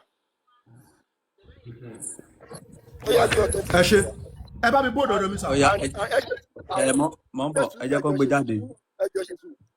ẹnu ẹ má wọlé ẹ jẹ́ kán bóòdù ẹ ti bèrè authentication àdìsí yẹn ẹ jẹ́ kí n sọ ẹ bá mi bóòdù ọ̀dọ̀ mi. ẹ jẹ́ ká jọ kà á. ẹ ṣeun gan. wọ́n ti kọ́kọ́ narrate àdìsí ẹni tí nǹkan yẹn kọ́kọ́ ṣẹlẹ̀ sí tọ́fin nìkan fún ẹni yẹn lọ́mú yẹn òun ló kọ́ wà ní Sunan Ibn Majah òun lélẹ́yìí Sunan Ibn Majah lélẹ́yìí volume 3. arákùnrin àní kí ni authenticity àdìsí yẹn ṣe sọ yìí ẹ jẹ́ kí n kà náà kí ni àwọn yòókù ẹ̀dẹ̀ ló wà ń bíbà so kò sí rọ́ńbẹ̀ now ẹ jẹ́ ká wà àdìsí yẹn wọ́n jẹ́ ká mọ̀ pé nǹkan yẹn ti ṣẹlẹ̀ nìkan tí wọ́n fi reveal ẹ̀ so àdìsí yẹn tó wá tí èmi wá kà lélẹ́yìí only it was narrated that Aisha said the verse of stoning and breastfeeding another 10 times was revealed and the paper was with me under my pillow. When the messenger of Allah died, we were preoccupied with his death and a tame sheep came in and ate it as sang into Dani. Àdìsí tó dúró ni. ó yá ẹ fún wọn lésì. èyí ẹ bẹ́ẹ̀ ni sà òun nìyẹn. sóyí ẹgẹ́ mi ò sọ lẹ́ẹ̀kan Ọlọ́run bá sọ nínú Al-Qur'an àyà ìmúdélé ní báyìí Ọlọ́run sọ ní Quran chapter Suratun Nisa Quran chapter 4 ní àyà 23 níbẹ̀ lọ́lọ́run ti sọ ọ̀rọ̀ yẹn wípé àwọn ẹni tẹ́ ẹ lè fẹ́ òun làwọn tẹ́ ẹ jọ mu ọmú papọ̀ ṣé ò ń gbọ́ mi nǹkan tó ń béèrè pé wọ́n ní ẹni tó mu ọmú àwọn tẹ́ ẹ lè fẹ́ làwọn tẹ́ ẹ jọ mu ọmú papọ̀. àyà pé kọ́ fún wọn ní ọmú ni mo sọ lẹ́ẹ̀mẹ́wàá ni mo sọ o kọ́ fún wọn ní ọmú lẹ́ẹ̀mẹ́wàá ni mo sọ o ẹ̀kílẹ̀ o wọ́n ṣe kọ́ síbẹ̀ ní kẹ́ ẹ fún mi o. ẹ jẹ́ kí n dá wọn lóhùn King ẹ jẹ́ kí n dá wọn lóhùn. ẹjọ́ sà ẹ pé mo ti wà lójú ọ̀nà ẹ ṣe sùn nǹkan tá a máa ṣe eléyìí ẹ lè gbé Islamic knowledge wọlé èmi fẹ́ bọ́lẹ̀ ń sìn because mo ti ó yá bọ́lẹ̀ irọ́ mi ò gbà o. ẹjọ́ ẹ má bínú ṣé ó máa padà wá sẹ́ẹ̀. kí ló ń ṣe ọ̀bọ ìjà yóò padà. ẹ jẹ́ kí àfáà mo ní mi ìgbà Hussein dáhùn pẹ́sẹ̀ yẹn. èmi àti Islamic knowledge kọ́ lájọ bẹ̀rẹ̀ ọ̀rọ̀ so mi ò lè continue pẹ̀lú ewu ọgọ́gọ́ ní mo wá dé ìyá rẹ̀. ní àti òjò bẹ̀rẹ̀ ọ̀rọ̀ náà.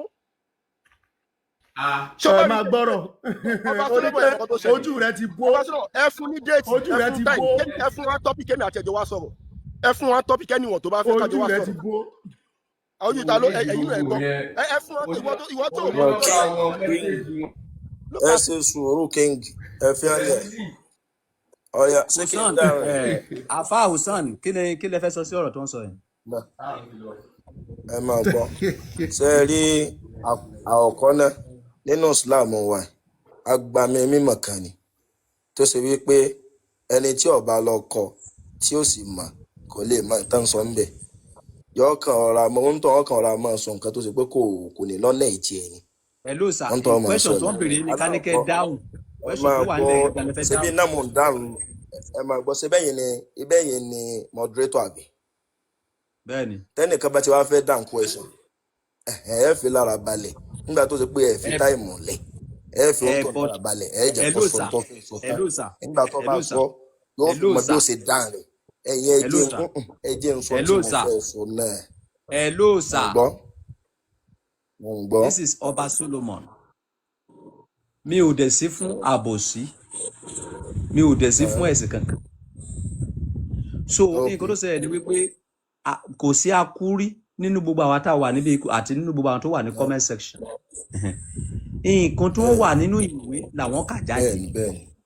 Nǹkan tó wà nínú ìwé la ní kẹ́ wá defend. Ẹ bá wa defend ẹ̀, that is all.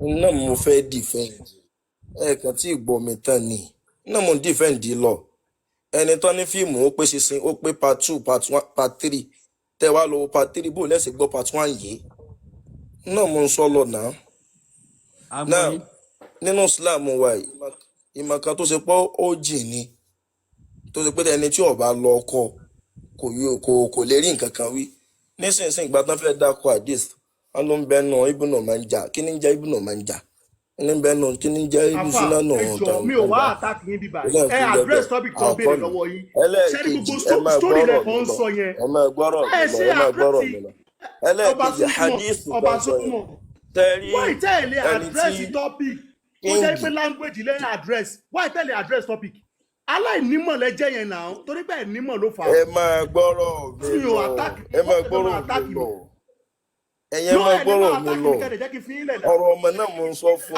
yín ọ̀rọ̀ ọmọ mo ń sọ fún yín tí ìbá yín sọ̀rọ̀ ọmọ ìní gbé wá. torí pé ẹ̀yẹ́ tó tún lẹ ṣe ń sọ̀rọ̀ báyẹn. ẹ máa gbọ́ ìnísinsìn Islam evangelist ẹ jẹ́ kó land ẹ jẹ́ kó land. nísinsìn Islam tàwa Islam wa èdè Lárúbáwá lọ́ba àlékọ́ lábẹ́ sọ ànábì Muhammad sallallahu kalẹ̀ èdè Lárúbáwá yẹn sì rè tẹ́ ẹ bá ti understand yẹ ẹ lè gbọ́ Islam wáyé tẹ́ ẹ bá ti lè understand yẹ tó dẹ́ sọ pé kí lọ́kàn language nìsín tẹ́ ẹ bá ti lè understand yẹ inú kẹ́ ẹ tó àwọn àfáà tí ẹ máa sọ fún yín lọ àbí kẹ́ ẹ lọ síbi tẹ́ ẹ ti lọ mọ́ nísinsìnyí Bíbélì.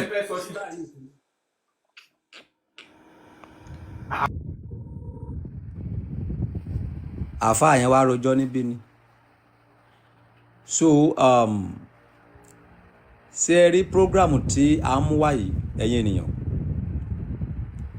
program tí a mú wá yìí we are here to enlighten people about all religions whether Christian, Muslim and herbalist. So by this kind of program we need to know the realities. Ó dẹ̀ dá mi lójú pé ẹ̀yin tẹ́ wà níbí nísìn 1.7 thousand people. You have know the reality and the liars. So you are ẹ̀yin ní ẹ máa wá sus ibi tẹ́ fẹ́ lọ. We are not here to tell you that Muslim dá àbí kò dá. We are not here to tell you that Muslim dá Christian dá àbí kò dá. We are not here to tell you that babaláwo dá àbí kò dá. Gbogbo ilẹ̀ tí ń rí reality tó wà láàrin yẹn. So àwọn ẹni tó bá ní nǹkan sọ ẹni tó bá mọ nǹkan kò kì í rojọ́ point ni téèyàn bá sọ wípé nǹkan báyìí wọ́n kọ síbí yìí ó ti kà jáde proof ẹ̀ wrong wípé nǹkan tó kọ síbẹ̀ yẹn rọ ni that's all.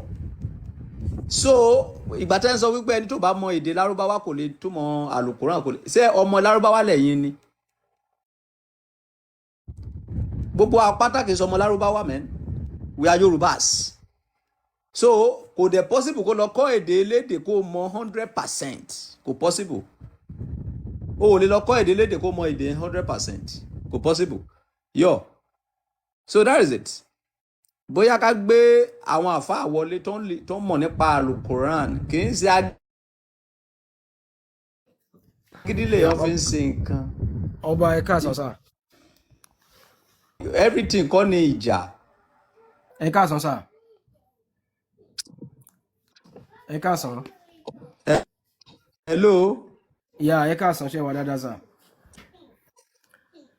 Yeah, mo fẹ́ dá sí nǹkan tí. Hello. Hello, mo ń gbọ́ yín o. Nẹ́tíwọ̀kì ọ̀dọ̀ yín ni sà. Hello, ṣé ń gbọ́ mi? Nẹ́tíwọ̀kì ọ̀dọ̀ yín ni.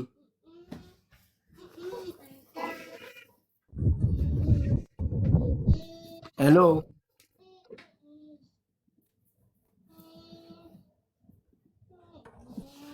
hello ṣé ń gbọ́ mi. À ń gbọ́ yín. Yeah. Network ọ̀dọ̀ yín yẹn ni. Yes sir. Mo brother yẹn sọ nǹkan kan nípa ewúrẹ́ jẹ kinní kan. Àwa bi léèrè pé kí ni sọ̀ọ̀sẹ̀. Èyí tó sọ yẹn kò rí bẹ́ẹ̀. So tabadẹ ń sọ̀rọ̀ Islam tọ̀dọ̀ tiwa. So hadith àwọn èèyàn gba doctorate lórí ẹ̀. Àwọn èèyàn dẹ̀ ń di professor lórí ẹ̀. So tádìsì kan bá wá wọ́n máa lọ wò pé kí ni àwọn àáfàá sọ lórí ẹ̀, wọ́n máa explain ẹ̀. So a ní tá à ń pè ní chain of transmission. Ìyẹn ni pé bí kinní yẹn ṣe ń bọ̀ lápèjúwe nísìn ẹni ọmọ tí ò rí yín rí ọmọ yín lápèjú ọmọ tí yín sì kò rí grandfather yín rí ó wá sọ yí pé dáàdì yín sọ báyìí. So ẹ gbọ́dọ̀ béèrè proof ẹ̀ àṣé mọ́mí ẹ ló sọ fún ẹ ní àbábúrò mi tó wá bí báyìí. So tọ́ bá kọ hadith kalẹ̀ Hello sir. Yes sir, mo ń gbọ́ yín. Ṣé àìsà tí òbí Muhammad ṣé àìsà òmòrí Muhammad rí ni? Kò yé mi kí lẹ fẹ́ fàyọ́ ń bẹ̀. Àìsà ló kọ ọ̀rọ̀ yẹn sínú àdìtì òun ló lọ̀rọ̀ yẹn kì í ṣe ọ̀rọ̀ àwọn àfàdé. Kò lẹ́sẹ̀ ńlẹ̀ research ẹ̀ wà ń bíbá ìjọba fẹ́ kí n gbé wá fún yín ó lè take wa ní ta ló kọ síbẹ̀ sà hello sà ta ló kọ pé ẹran jẹ yẹn ṣé àwọn ọ̀tá ànábì ló kọ. No wọ́n fi yẹn fi pé ẹran jẹ yẹn kò lẹ́sẹ̀ ńlẹ̀ ẹ̀sìn wa nìyẹn náà we know when something is authentic and when something is fabricated.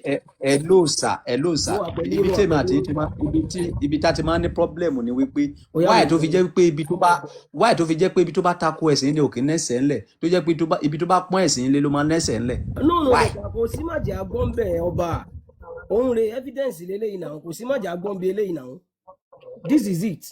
As a matter of fact, nísìn ẹ wo ọkọ tí mo gbé sí ìbàdàn. A ò rí dáadáa wa a ò tí ì rí yín. A ò rí yín. Òun ni mo ti gbé síbẹ̀ náà, ẹ gbé mi sí big screen. A ò rí yín rárá. Ẹ rí mi báwo, ẹ gbé mi sí big screen náà, voice mi jáde. Ọ̀rọ̀ mi ò yé, à ń gbọ́ voice yín bọ̀ tá a ò rí kámẹ́rà yín. Mo ti tọ kámẹ́rà yẹn bóyá network ni mò ń bọ̀. Yes, bóyá network bóyá kẹ́ wọlé kẹ́ jáde kẹ́ padà wọlé padà. No, mo ti wà ní padà, máa tún padà tán. Ó yá tún padà tán kámẹ́rà yẹn. Báyìí kọ́ ṣe ti rí báyìí. A ò rí yín náà. Bọ̀ ó ń ṣòun bí báyìí náà ṣẹ́yìn mùsùlùmí rí àmúdẹ̀ ti ṣí náà. Ẹ̀yin tẹ́ wà ní comment section ṣe rí wọn ni. Ẹ jáde kẹ́ padà wọlé. Okay. Ẹ jáde kẹ́ padà wọlé. Ẹ jọ máa wọlé just 10 seconds ó lè jẹ́ network ni. I need the sẹ́rí we need Muslim tí ara ẹ balẹ̀ tó dẹ̀ mọ ẹ̀kọ́ àwọn bíi kí lórúkọ ẹ̀ àfáà yìí ẹ̀bùn olúwa ara àfáà yẹn balẹ̀ a ní kì í ṣe tó bẹ̀ máa kì í ṣe ká tó bẹ̀ máa sọ̀rọ̀ we are not here for dragging or we are not here for fighting. We are here to know the reality of all those religions. That's why we are here. Kì í ṣe ẹni tó mọ̀ ọ̀rọ̀ ẹ sọ jù kì í ṣe ẹni tó gbọ́n ju gbogbo apáta kò sẹ́ni tó gbọ́n. We are learning from ourselves here. So irúfẹ́ man tó lọ lẹ́ẹ̀kan yẹn nísìnyí kí man kíní yẹn wọn ò mọ̀ tẹ́lẹ̀ wípé Al-Quran ní pé 116 verses. They don't know. Ibi náà ti bẹ̀rẹ̀ sí mọ̀. So we need àfáà tí ara ẹ balẹ̀ tó dẹ̀ mọ ẹ̀kọ́. Tó jẹ́ pé nígbà tí a bá ń béèrè questions a farabalẹ̀ a gbọ́ a dáhùn eléyìí tó bá lè dáhùn á lóun ò mọ̀ it's not by force to know the reality. So evangelist ẹ máa rìn jìnnà o because ọ̀rọ̀ sì máa kàn yín. Ẹ rà sàn ṣé voice mi ń ṣàǹjáde àbí. À ń gbọ́ voice bá ó yá sí kámẹ́rà yín bóyá máa sí. Ok báyìí kọ́. Ó ti sí báyìí. Ẹ lè gbé mi síbi screen báyìí. Ok ẹ jẹ́ kí n wo nǹkan tá a lè ṣe.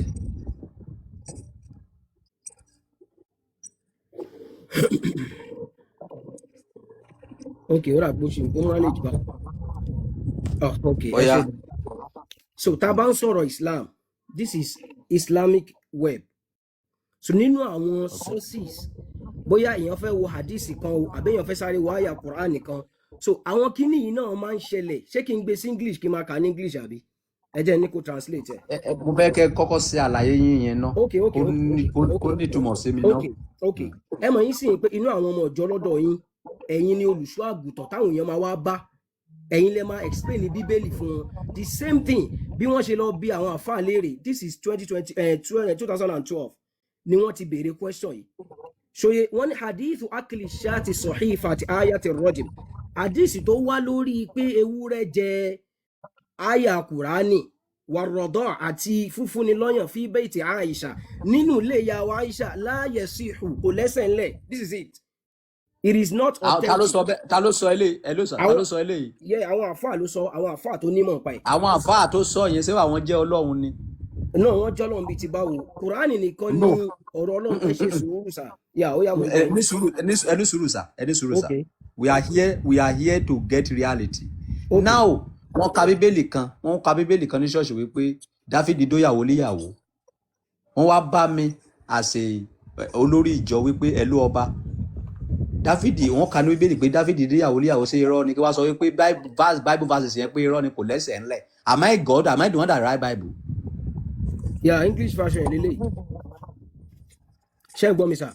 So because gbogbo àdìsí wa àdìsí ẹyọ kan irú àdìsí eléyìí sìn wọ́n lè kọ fólùmù tírà mẹ́wàá lórí ẹ̀.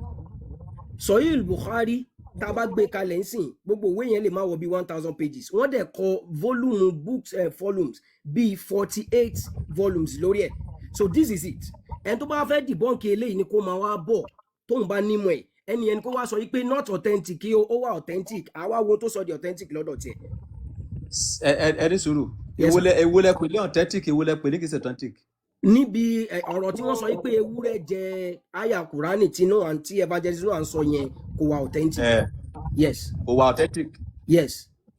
Eléyìí tẹ́ sọ pé ó wà authentic yẹn níbo lẹ ti rí yẹn. Èwo náà sọ pé ó wà authentic sá. Sẹ́mo wípé eléyìí tí evangelist náà ń sọ yẹn sẹ́mo pé ẹnu Aisat fúnra ẹ̀ ló fi sọ. Rárá o ìyàwó Aisha sọ bẹ́ẹ̀ wọ́n narrate ẹni ẹnìkan sọ bí kí n sọ yí pé ẹ mọ̀ pé kí n sọ fún yín sì pé mo wà lọ́dọ̀ ọba Solomon lánàá ọba Solomon sọ báyìí ẹ kó yàtọ̀ sí tẹ́yìn gangan bá sọ fúnra yín ọba Solomon sọ báyìí ó lé ọ̀rọ̀ òkèrè ní tí ò bá lé ó lè dín ṣé ń get me sir the same thing is applicable tó bá di bí àdìsí wa ẹ wo question yẹn sìn ẹ wo question yẹn only the hadith was posted by a Christian in a debate forum it is hadith number 1934 from Sunan Ibn Majah as quoted by Evangelist Noah. Marriage, it concerned a goat eating the Quran and it was posted in a debate forum. So in làwọn àfáà wọ́n analysis scholarly ṣótiyé so wọ́n fi gbogbo àwọn scholars opinions olówó àbí báyìí. So òun rèé tẹ́ bá fẹ́ ká máa kà jáde àdẹ́sọ reason tí ò fi wà authentic pẹ̀lú mọ̀ ẹ̀sìn wa ẹni tó bá wá gbà kó rí bẹ́ẹ̀ kó máa wá bọ̀ pẹ̀lú mọ̀ tọ́dọ̀ tiẹ̀.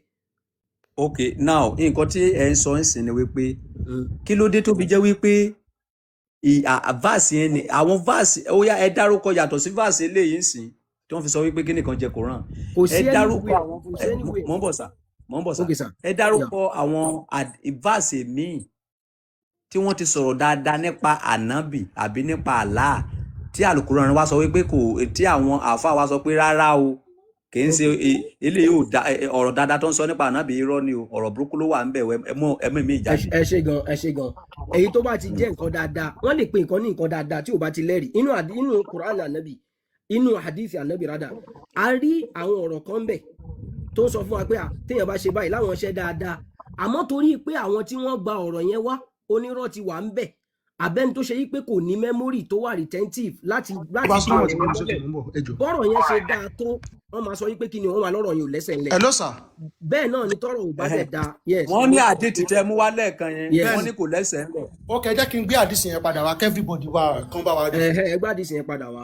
Now ẹ má bínú ọ̀dọ̀ ọba Solomon padà sínsìn wọ́n náà àdìsí mo kà lẹ́ẹ̀kan pé kò ní ẹsẹ̀ ńlẹ̀ so ẹ jẹ́ kí n ṣí àdìsí yẹn. Okay. Ẹ jẹ́ kí everybody listen ẹjọ́ ẹ bá wa mute. Now ẹ bá mi bó dọ̀dọ̀ mi sà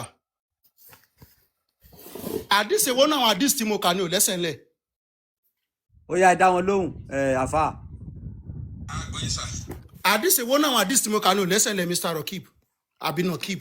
pé ẹ mọ̀ kí mo ti mú ìtẹ́lẹ̀ èyí tẹ́ ẹ kà pé ẹran jẹ Kùránì Okay, ẹ ṣé. Yeah. Ẹ jẹ́ ká ka Sunan Ibn Majah hadith 1944. Okay. 1944. Ẹ̀yin náà ṣí lọ́dọ̀ yín sà, mo fẹ́ ká ẹ ṣí Sunan Ibn Majah Ó ti wà ń bí kò ní ìdí. 1944, mo fẹ́ ká ẹ̀yin náà ṣí lọ́dọ̀ yín. Analysis ẹ̀ ni mi fẹ́ ṣe kò ní ìdí. So nǹkan ti come across tẹ́lẹ̀ ni ẹnì ṣọ́lẹ̀. No, òun kọ́ lẹ ṣí yẹn sà, òun kọ́ lẹ ṣí yẹn, òun kọ́. Òun rè ṣé ẹ ṣe sùúrù. Àwọn táwọn scholars sọ ń pa àdìsí yẹn lèmi fẹ́ sọ fún yín pé kò lẹ́sẹ̀. Kí ni tiwa pẹ̀lú scholars àdìtì láǹkà ń bí yìí sà? Ẹ ṣe bí àwọn scholars Ẹ má bínú. tó kọ yìí kalẹ̀. Ẹ má bínú, Ọba Solomon. Ọba Solomon. Ìwé lèmi gbé jáde yìí, ẹjọ́ ìwé ni mo gbé jáde yìí, kí ni Google yẹn ń ṣe ń bí báyìí sà? Mi ò expect pé ìwé Islam náà ló yẹ kán gbé jáde kó wá fi ṣàlàyé. Òun náà ṣoyin tí wọ́n gbé síbẹ̀ náà lèmi náà ti gbé síbi. Ìwọ proof ẹ̀kọ́ tó ń ẹ jẹ́ ká kà á, mò ń bọ̀, ẹ jẹ́ ká kà á. Yeah. Okay. Now, only it was narrated that Aisha said, the verse of stoning and breastfeeding an adult 10 times was reviewed, and the paper was with me under my pillow. When the messenger of Allah died, we were preoccupied with his death, and a tame sheep came in and ate it. Ajasa. Yeah. Ó yá kí lẹ fẹ́ sọ nípa. Kí ni ẹ fẹ́ sọ nípa ìsà? Yeah, and ethics kí làwọn scholars sọ nípa ọ̀rọ̀ àdìsí yẹn. Àwọn ló jẹ́ scholar. Ẹ ṣe sùúrù Ọba Solomon ṣebí n tó gbé síbí báyìí àwọn tó èmi wá sọ pé n tẹ́ kọ́ ní òráì. Mr. Noki kí lè sà? Kí lè sà? Kí ni wọ́n kọ síbí? Kí ni ìtumọ̀ ẹ̀? Tí kíní bá wà nínú àdìs, tí kíní bá wà nínú àdìs kan, kí ni wọ́n sọ lórí àdìs? Ó wá ṣeun, ó ṣeun. Jẹ́ wá ṣàlàyé fún ẹ. Ẹ kàn dáhùn direct sà, tó bá fi kíní sínú àdìsí kan. Ẹ kàn dáhùn direct sà, tó bá fi kíní sínú àdìsí kan, kí ni wọ́n sọ pé ó ṣẹlẹ̀ yẹn? Tó bá fi síbẹ̀ kò túmọ̀ sí pé lẹ́sẹ̀ ńlẹ̀. Kí ni wọ́n kọ́kọ́ sọ wípé kí ni wọ́n gbàgbọ́ pé ó ṣẹlẹ̀ yẹn tó bá tiẹ̀ kọ́kọ́ fi sí náà? Tó bá pe hadith ní Hasan, ẹ ṣe sùúrù. Ṣẹ́rin tí ò bá yé yín lẹ máa béèrè. Tó bá sọ pé hadith wà Hasan nínú èdè Lárúbáwá pé hadith yẹn dà. So dídá yẹn ẹni yẹn sọ bẹ́ẹ̀. Ẹ ṣe sùúrù ẹ jẹ́ ká explain ẹ má dá sí rọ ẹjọ́. Yes sir. Tó bá sọ pé àdìsí dá àwọn àfáà máa ṣẹ̀ wá ṣiṣẹ́ lórí ẹ̀ irú tẹ wá rọra kà yìí ẹ wá lọ wò pé kí làwọn scholars sọ kí ni explanation àdìsí yẹn kí dẹ̀ ni grade yẹ ṣó wà authentic àbí wà authentic ó yẹ lọ wò. ṣé wàá mọ̀ nǹkan tó ṣẹlẹ̀ sà. ẹ wá ẹjọ́ sà ẹ wá mú ìwé Islam mi ò fẹ́ gọ́ọ̀gù tẹ gbé wá yẹn ìwé gangan báyìí hard copy báyìí ẹ mú jáde tí wọ́n ti ṣàlàyé àdìsí tí wọ́n sọ pé dọ̀ yìí fún. Okay, má worry. Mi ò gbà gọ́gù sà, mi ò gbà gọ́gù. Ẹ mú ìwé gangan ni kẹ́ mú wá. Ẹ mú àdìtì tí àwọn scholar ti ṣàlàyé ẹ̀ wá. Okay, àlàyé yẹn gangan rè ẹ jẹ́ n lọ sórí laptop gangan sìn. Mi ò fẹ́ gọ́gù sà o, ìwé ni mo fẹ́ o. A ní ìwé ló ti wà ń bí fún ẹ yìí, ìwé tí wà lọ́kà náà rè náà. Rárá o, ìwé gangan báyìí, bẹ́ẹ̀ mi náà ṣe ní odidi ìgbé lọ́wọ́ balẹ̀ ṣe máa gbé tí yín jáde. No. Ìwé tí ìwọ gbé jáde iṣẹ́ into wà ń bẹ́ ò correct tí n bá ti sọ ń bí tí o bá ti correct wà lọ Google search wà lọ kàn. Ó yẹ wá lọ bí hard copy irọ́ mi ò gba Google search sà. Ìwé ní kẹ́yìn náà wá gbé wá báyìí. Ìwé ní kẹ́yìn náà wá gbé wá kẹfì refit ẹ̀. Hard copy wo ni kí n ṣe máa gbé káàkiri I live in the UK mi ní tíra yẹn sì ń bí báyìí máa gbé jáde ń bí báyìí tí o bá ti wá rí bẹ́ẹ̀. Evangelist ẹ jẹ́ ká gbọ́ ọ̀kan tó fẹ́ kà náà ẹ jẹ́ ká gbọ́. Please, we are not joking here. Okay sir. Àgbọ̀yìn sà. Okay, ẹ jẹ́ lọ gbé látòkè. Okay, gbé látòkè. Àkọ́kọ́ ni pé the hadith about eating the sheep, the verse of stoning and breastfeeding in Aisha's house is not authentic. Ta ló sọ? Yeah, ẹ wá gbọ́rọ̀ consensus of the scholars lélẹ́yìí. Firstly, the discussion of the hadith in question requires some specialized hadith analysis, and a general answer or purely speculative analysis is insufficient. Therefore, we ask the questioner to pay attention to the method of authentication we will present for this hadith, through which its status will become clear, God willing, inshallah.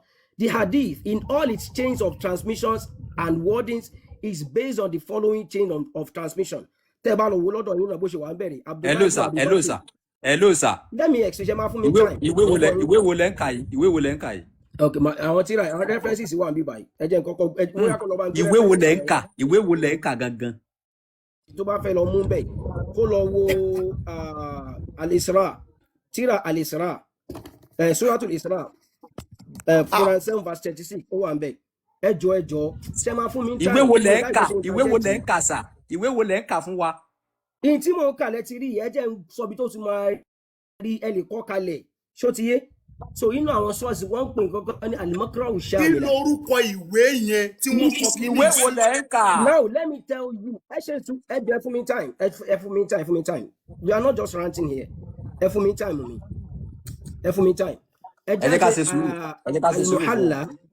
alimuhala ẹjọ ìwé tíra yẹn rè alimuhala lọ wo volume 12 page 177 ó wà ń bẹ wà nìyẹn mákàbí mẹ́jọ ẹni sùúrù alimuhala yẹn ṣé àdìtì ni ṣé àdìtì ni àdìtì ni àbí. ìwé tó explain hadith ìwé tó explain hadith ni tó máa ń bí àwọn pèsè hadith lẹ́sẹ̀ ńlẹ̀ àbí òlẹ́sẹ̀ ńlẹ̀. ẹni sùúrù àdìtì yẹn explain ní yorùbá àdìtì yẹn explain ní Quran ìwé kan tó wà tó tó explain hadith. ẹ normal náà àwọn èèyàn máa kọ opinion máa kọ àgbọ́yé lórí ẹ̀ that is it. okay now ìwé tí ẹ ń sọ yìí ìwé tí ẹ ń sọ yìí hello sir ìwé tí ẹ ń sọ yìí ọdún wo náà ṣe. yes ìwé tí ẹ ń sọ̀rọ̀ rẹ̀ yìí ọdún wo náà ṣe. à ń sọ tíra over 1000 years ago alimuhala ibn hazim ẹ lọ wo iye ẹ̀tọ́ kọ́lá is over 800 years ago yes eléyìí. over 800 years. yes tó bá nínú library kó gbé jáde yes. ẹ jọ problem tí mo sì ní ni wípé ọba Solomon ẹni tó mú ẹ̀rí wá ẹni tó mú ẹ̀rí wá. ẹ jọ ẹ má jà rárá kó lọ wo ní ìwé yẹn tí ò bá ti sí bẹ́ẹ̀ ẹ jọ. hold on ẹ jẹ́ ká tí mo kà tán náà ihun tí mo fẹ́ kà yìí máa sọ pé ìgbẹ́ tí mo rí let me read it yes. afa hold on hold on a ò argue níbi ìsà. ẹ jọ àdìtì tẹ yín kà yẹn evangelist atọ́dún mélòó tó ń ṣe àdìtì tẹ kà lẹ́ẹ̀kan yẹn. ẹ ti mute. Muhammadu kú òun náà ni wọ́n compile àwọn hadith like maybe 400 years tí Muhammadu kú ni wọ́n compile àwọn hadith. okay now tẹ́ ẹ̀rí wà tí àgbègbè ọdún tó ń ṣe àdìtì ọwọ́ yẹn jáde. sá. tẹ́ ẹ̀rí wà ẹ ṣe sùúrù ẹ wá bá mi bí evangelist léèrè ẹ ṣe sùúrù ẹ jọ ẹ bá mi àfa ẹ ń sáwọ̀ mi lẹ́nu náà tẹ́ wàá hágìl níbí ni. ẹ jẹ́ à ń béèrè náà. a ò tí ì dọ́dọ̀ yín tá a bá ti dọ́dọ̀ yín a máa pè yín ẹ hold on sir. evangelist ẹni proof yí àti àdìtì tẹ́ kà yẹn jáde. a lè gbé jáde a lè ṣẹ̀kẹ̀. ẹ bá wa gọ́gù ẹ̀ jáde ẹ bá wa gọ́gù yí ẹ̀ tí àdìtì tó wà lọ́wọ́ yín ẹ̀ jáde. all right sir. àwa tá a wà níbí we are not a fool we are here to get reality kí ẹ ti kákan jà ẹ ṣe paríra wa lórí kákan sàrò kákan lọ no. We are here to learn. Say that. That's fine. Let's go. Yeah. Let's go.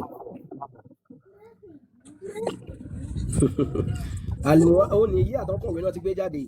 Ẹ lọ wo ti Al-Muhatta tí Imam Malik gbogbo ẹ̀ náà ṣàlàyé. You can't just bring hadith just to buttress your claim. Hadith yẹn ò lẹ́sẹ̀ ńlẹ̀. You can prove me wrong. Third century ni wọ́n ṣe 90th century. Òun ni wọ́n compile hadith eléyìí. 3rd century. Okay, ó yá wá lọ gọ́ọ̀gù eléyìí tó ń sọ ẹ nísìn wípé kí lẹ porúkọ Al-Qur'an yẹn náà kí lẹ porúkọ àdìtì tẹ̀yìn kàwé. Tíra ni ó yẹ bá gbé kí lẹ porúkọ tíra ilé.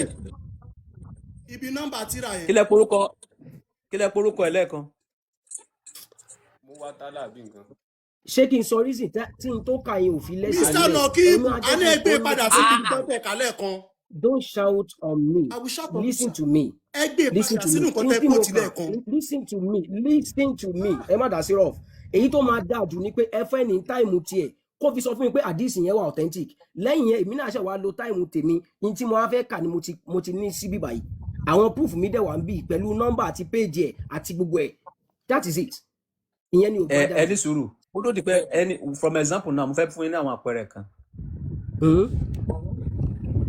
Ní Ọọ̀ni tó wà lórí oyè yìí àti Ọọ̀ni tó kọ́kọ́ jẹ ní Ilé Ifẹ̀ for the first time ta ló ní original ìtàn Ilé Ifẹ̀ lọ́wọ́. Ok, ẹ ṣe gan ẹ wá jẹ́ kí n sọ báyìí sá ẹ jẹ́ pẹ́kọ̀ tẹ́ sọ point kò bóyá 1 or 2 minutes à ń pe àwọn tíra àdìsí kan ní sọ̀yẹ̀ haid ìyẹn làwọn the most authentic 2 hadith books evangelist wa náà mọ̀ bẹ́ẹ̀ ó ní sọ̀yẹ̀ Bukhari àti sọ̀yẹ̀ Muslim ṣé mọ̀ lápèjúwe ń sìn ẹnìkan ṣe join Christianity lẹ́nìí lápèjúwe ọba Solomon kó lè bàyẹ̀ yín sà so ó wá ń sọ pé òun mọ iṣẹ́ ìránṣẹ́ yẹn jù yín lọ ẹ máa kọ́kọ́ béèrè pé kí ló fi wọ́n òun ní tí mo wá fẹ́ kàrí ó ní the first way ọ̀nà tádìsì yẹn gbà wá tí evangelist Noah kà tẹ́mi sọ pé kò lẹ́sẹ̀ ńlẹ̀ ó ní it was narrated by Yahya bin Sa'id al-Ansar and his wording 10 known breastfeeding were revealed to the Quran then 5 known breastfeedings were also revealed it was narrated by Imam Muslim ọ̀gá làwọn yẹn jẹ́ iwájú làwọn yẹn wà tá a bá ń sọ bí nǹkan ṣe wà authentic sí. nítorí pé èèyàn wà níwájú sọ pé kó lọ́pọlọ lórí ni. ẹ jẹ́ ìṣàlàyé ẹ má nítorí pé èèyàn jẹ́ olórí ìjọ sọ pé kórìí ẹ pé. ẹ ṣe sùúrù ní tí n bá sọ ń bì ẹ máa lọ verify yẹ àjọ máa ṣe ń bí sìn náà ni. Soye is now left to him kó debunk claim mi ẹ máa gbọ́ Imam Muslim sọ́yìn Muslim hadith 1452 the same hadith tó ń ka ìwà ń bẹ̀ the same hadith yìí tó ń kà tó lọ lẹ́ran jẹ́ yìí ó wà nù hadith 1452 and others ó dẹ̀ tún wà nù wẹ àwọn hadith mi we note in the narration that it does not include anything about the story of a goat or a domestic animal eating something. Ó yá ẹ fún wa ní hadith mi tó wà ẹ fún wa ní hadith mi tó wà tó ti sọ̀rọ̀ nípa kinní yẹn ká lọ pa bẹ̀. ó ní mo ti sọ jáde yẹn ó kà jáde lọ́dọ̀ ẹ̀ hadith 1454 sọ́yìn Muslim the same hadith ló wà ń bẹ̀ kò síbi tẹ́wọ́n ti jẹ́ kúrò níbẹ̀ àti gbogbo òwe hadith. jẹ́ kí n wọlé ń bẹ̀ yẹn. ṣe ní hadith yẹn sílé. hadith wa ń bí a Muslim lélẹ́yìn. ẹ má kàn jẹ́ pé hadith eléyìí tó ń sọ yìí hadith eléyìí tó ń kó tó ṣe. ó yá ẹgbẹ́ jáde ẹgbẹ́ tó bá rí ibi tẹ́wọ́n ti jẹ́ ń bẹ̀. èmi náà máa wá bẹ̀rẹ̀ pẹ̀lú àlàyé ni ọba ṣẹ̀pọ̀n náà ṣàlàyé ẹ ṣe bẹ́ẹ̀ni. ẹ má gbàgbé pé question tó wà lórí tí mo béèrè nígbà tí mo kọ́kọ́ kọ́ tàdísì yẹn ó ní pé àyà kan máa fún èèyàn ní ọmú mu yẹn wípé àti ká sọ yẹn lókùúta pé kó mu jáde nínú Quran question tó wà lórí àdìtì yẹn nìyẹn second question sí àwọn wá bring another question pé àdìsì yẹn kò wà authentic number one ti ni wípé kọ́kọ́kọ́ down first question mi yẹn náà wípé àyà kan fún èèyàn ní ọmú mu kọ́dẹ̀ sọ yẹn lókùúta kọ́kọ́ mú yẹn jáde nínú Quran náà kákọ́ àdírẹ́sì yẹn that's number one but tọ́ba làwọn ò lè kọ́kọ́ àdírẹ́sì ẹ̀ dẹ̀ jẹ́ ká lọ sí number two now àdísì tí wọ́n kóòtù yìí nísìn ó wà nínú àdísọ̀ yìí Muslim àwọn padà bọ̀ ní first question yẹn wọ́n gbọ́dọ̀ dáhùn ẹ o wọ́n gbọ́dọ̀ escape ẹ o na òun lélẹ̀ ó ní it was narrated that Aisha said ṣé bí nǹkan tá à ń sọ bọ̀ nìyẹn. à ń gbọ́ ẹ má wọrí. àfa àná yìí pé ẹ wá hágìl níbí ni àbí ẹ fẹ́ wá àbí ká wá kẹ́kọ̀ọ́. à ń gbọ́ ẹjọ́ máa kà á lọ.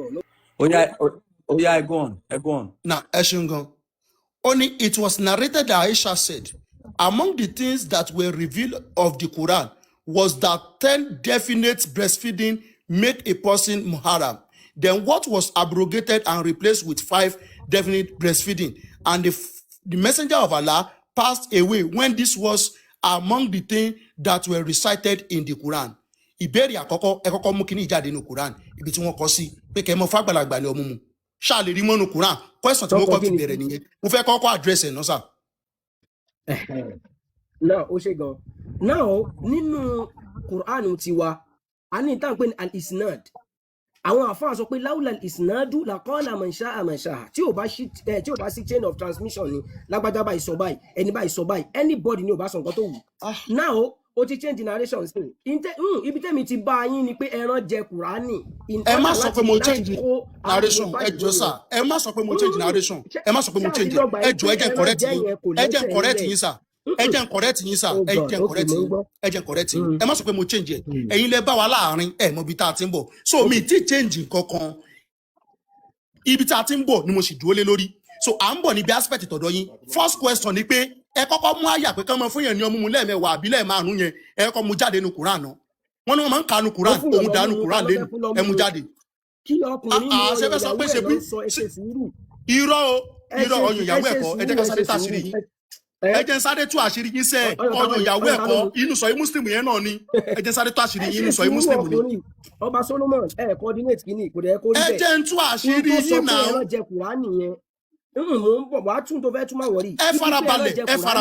ẹ farabalẹ̀ sà ẹ jọ sà ọba Solomon ṣé mo pa irọ́ wípé ibi tá a ti ń bọ̀ ni tí mo fi bẹ̀rẹ̀ lẹ́ẹ̀kan ṣé mo parọ́ sà. ẹ ò parọ́ ẹ continue. ẹ ṣe now mo wá ka àdìsí yìí pé inter ti ń bọ̀ a sì ń bọ̀ nípa pé ṣó dọ̀yìf nàbí kò dọ̀yìf first question mi ni ká kọ́ àdírẹ́sì náà ẹ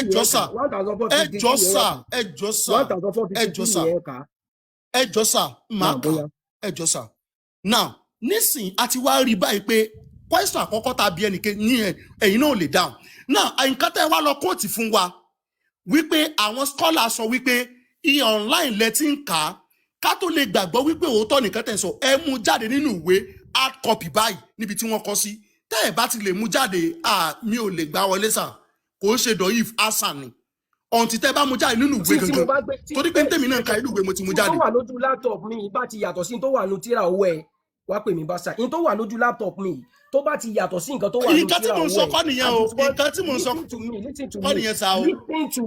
listen to me ẹ sọ wípé àdìsí yẹn ẹ sà yín tí mò ń sọ kọ́ nìyẹn sà ẹ má twist ọ̀rọ̀ mi sà ẹ má twist ọ̀rọ̀ mi sà ẹ má. Ọba Solomon ṣé kí n make request kan Mr. Gabriel ẹjọ ẹ ṣe sórí twist ọ̀rọ̀ mi sà ẹ má twist ọ̀rọ̀ mi sà ẹ má twist ẹjọ sà ẹ jẹ́ kí sọ̀rọ̀ mi délẹ̀ ẹ ṣe sùúrù náà àdìsí alákọ̀ọ́kọ́ tẹ kà yẹn nínú mọ́jà wípé ẹran jẹ kùránì wípé ẹran jẹ kùránì yẹn ẹ bá wa kà á pẹ̀lú chain of transmission ẹ̀ màá wá sọ fún mi pé kò wà authentic ẹ bá sọ pé Hasan a ní Hasan ń lè géèrè ẹ ṣe sùúrù Hasan ní grade tá a bá sọ pé kí ni ìdá ó ní grade nínú hadith this is a science of hadith àwọn èèyàn gba professor wọn di doctorate lórí ẹ̀ kí kò ṣe pé ẹnìkan kò lọ yọ hadith láàrin a sọ fún wa pé bó ṣe rí rè we are talking about knowledge here a ní Hasan lè géèrè wà Hasan lè dhatihi èyí tẹ́ pé òun gangan fún rẹ̀ àwọn conditions tó meet a máa sọ pé eléyìí lọ ó wà ní grade Hasan ìmí wà tó yẹ pé ìmí àdìsí kan la ní láti wò. Mr. Nokib you are only we ask you to bring us book Mr. Nokib ìwé ni mo ní kẹ́ ẹ mú wá fún wa bọ́ọ̀bù lẹ́tí ń kàyè sá ìwé ni mo ní kẹ́ ẹ mú wá Mr. Nokib ìwé ni mo béèrè lọ́wọ́ yín sá ìwé gangan ni mo béèrè lọ́wọ́ yín tí wọ́n kọ́ sí. ìwé tó kọ́ sí báwo kí a ní tí mò ń gbé jáde níbi tó bá ti yàtọ̀ sí ìwé tó wà lọ́wọ́ yín ẹ ṣe nǹkan tó bá wà sí ọba ẹjọ́ tó wọlé ẹ̀ tó bá wà ní ọba wọ́n gbọ́ yín. ọba ẹ̀jẹ̀ má bínú. aládìsí tẹ ẹ̀ka yẹn sẹ́ kò wà authentic we are saying it this is our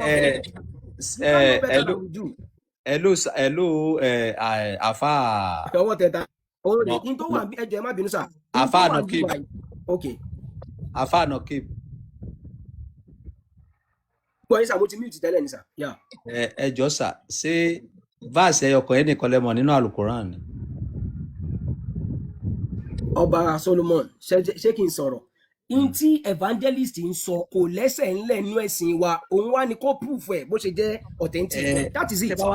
tẹ́ bá wá sọ pé kò lẹ́sẹ̀ ńlẹ̀ number one ká tún lè gbà pé kò lẹ́sẹ̀ ńlẹ̀ ẹni tó kọ ìwé yìí ẹ máa sọ ọdún tó kọ ẹ máa sọ ìwé tí evangelist Noah kà ọdún tó ń ṣe jáde ẹ máa kọ a máa mọ̀ ẹni tó sọ síbẹ̀ a máa mọ̀ a máa wá gbé síra wípé ta ló yẹ ká gbàgbọ́ nínú àwọn méjèèjì ìgbà ẹ̀la tó lè proof ẹ̀ tí ò kì í ṣe wípé kí ọmọ ọdún 10 kó wá máa sọ̀rọ̀ ọmọ ọdún 1000 years kí wá sọ pé ká máa gbàgbọ́ ọmọ ọdún 10 yẹn. ọba ẹjọ ẹ jẹ́ kí n bá.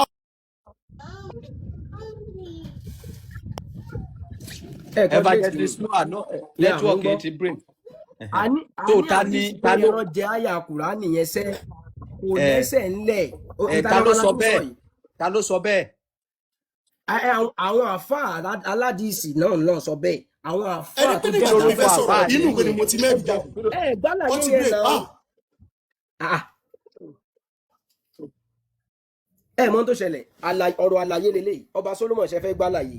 náà ẹ fún mi ní 2 minutes kí n ṣàlàyé tí n bá ṣàlàyé tán káwọn náà lo 2 minutes ṣó ti tán. ó yá à ń gbọ́ yín. ẹ fún mi 2 minutes yes. nínú Islam tá a bá ń sọ̀rọ̀ hadith àwọn èèyàn ń ṣe 1st degree 2nd degree wọ́n di professor lórí ìmọ̀ hadith nìkan so kí wọ́n náà ń ṣe lórí ẹ̀ tá a bá lọ wá irú àwọn Fathul Bari irú àwọn tíra hadith tó àwọn èèyàn ṣe tán fi explain each and every hadith so hadith eléyìí tí Mr. Noah kà yìí ní pé ewúrẹ́ jẹ àyà Kùránì yẹn àwọn scholars of Islam tọ́lọ́run fi wọ́n bá wa di ẹ̀sìn wa mọ́lẹ̀ táwọn àwọn onírọ̀ àbí àwọn abẹ̀sìnjẹ́ òfin ráyè wọbẹ̀ irú ẹ̀ ní Mr. Noah kà jáde kò dẹ̀ lẹ́sẹ̀ ńlẹ̀ ó kà nǹkan nu tíra kò túmọ̀ sí pé lẹ́sẹ̀ ńlẹ̀ iṣẹ́ táwọn àáfàá ń ṣe nìyẹn màá wá sọ more than 10 scholars tí wọ́n sọ wípé hadith yẹn o kò lẹ́sẹ̀ ńlẹ̀ òun ni kó wá sọ fún wa wípé ṣó lẹ́sẹ̀ ńlẹ̀ torí pé hadith yẹn hasanun ligeiri yìí ni wàwà da'if weak hadith ni kò lẹ́sẹ̀ ńlẹ̀ so kó wá proof me wrong pẹ̀lú kó lẹ́sẹ̀ ńlẹ̀ that is it. kó tó di pé wọ́n máa lè proof yín kó tó di pé wọ́n máa lè proof yín ẹ má ti wọlé sá kó tó di pé wọ́n máa lè proof yín wrong ẹ gbọ́dọ̀ kọ́kọ́ present ẹni tó comment yẹn wípé kò lẹ́sẹ̀ ńlẹ̀. àwọn tó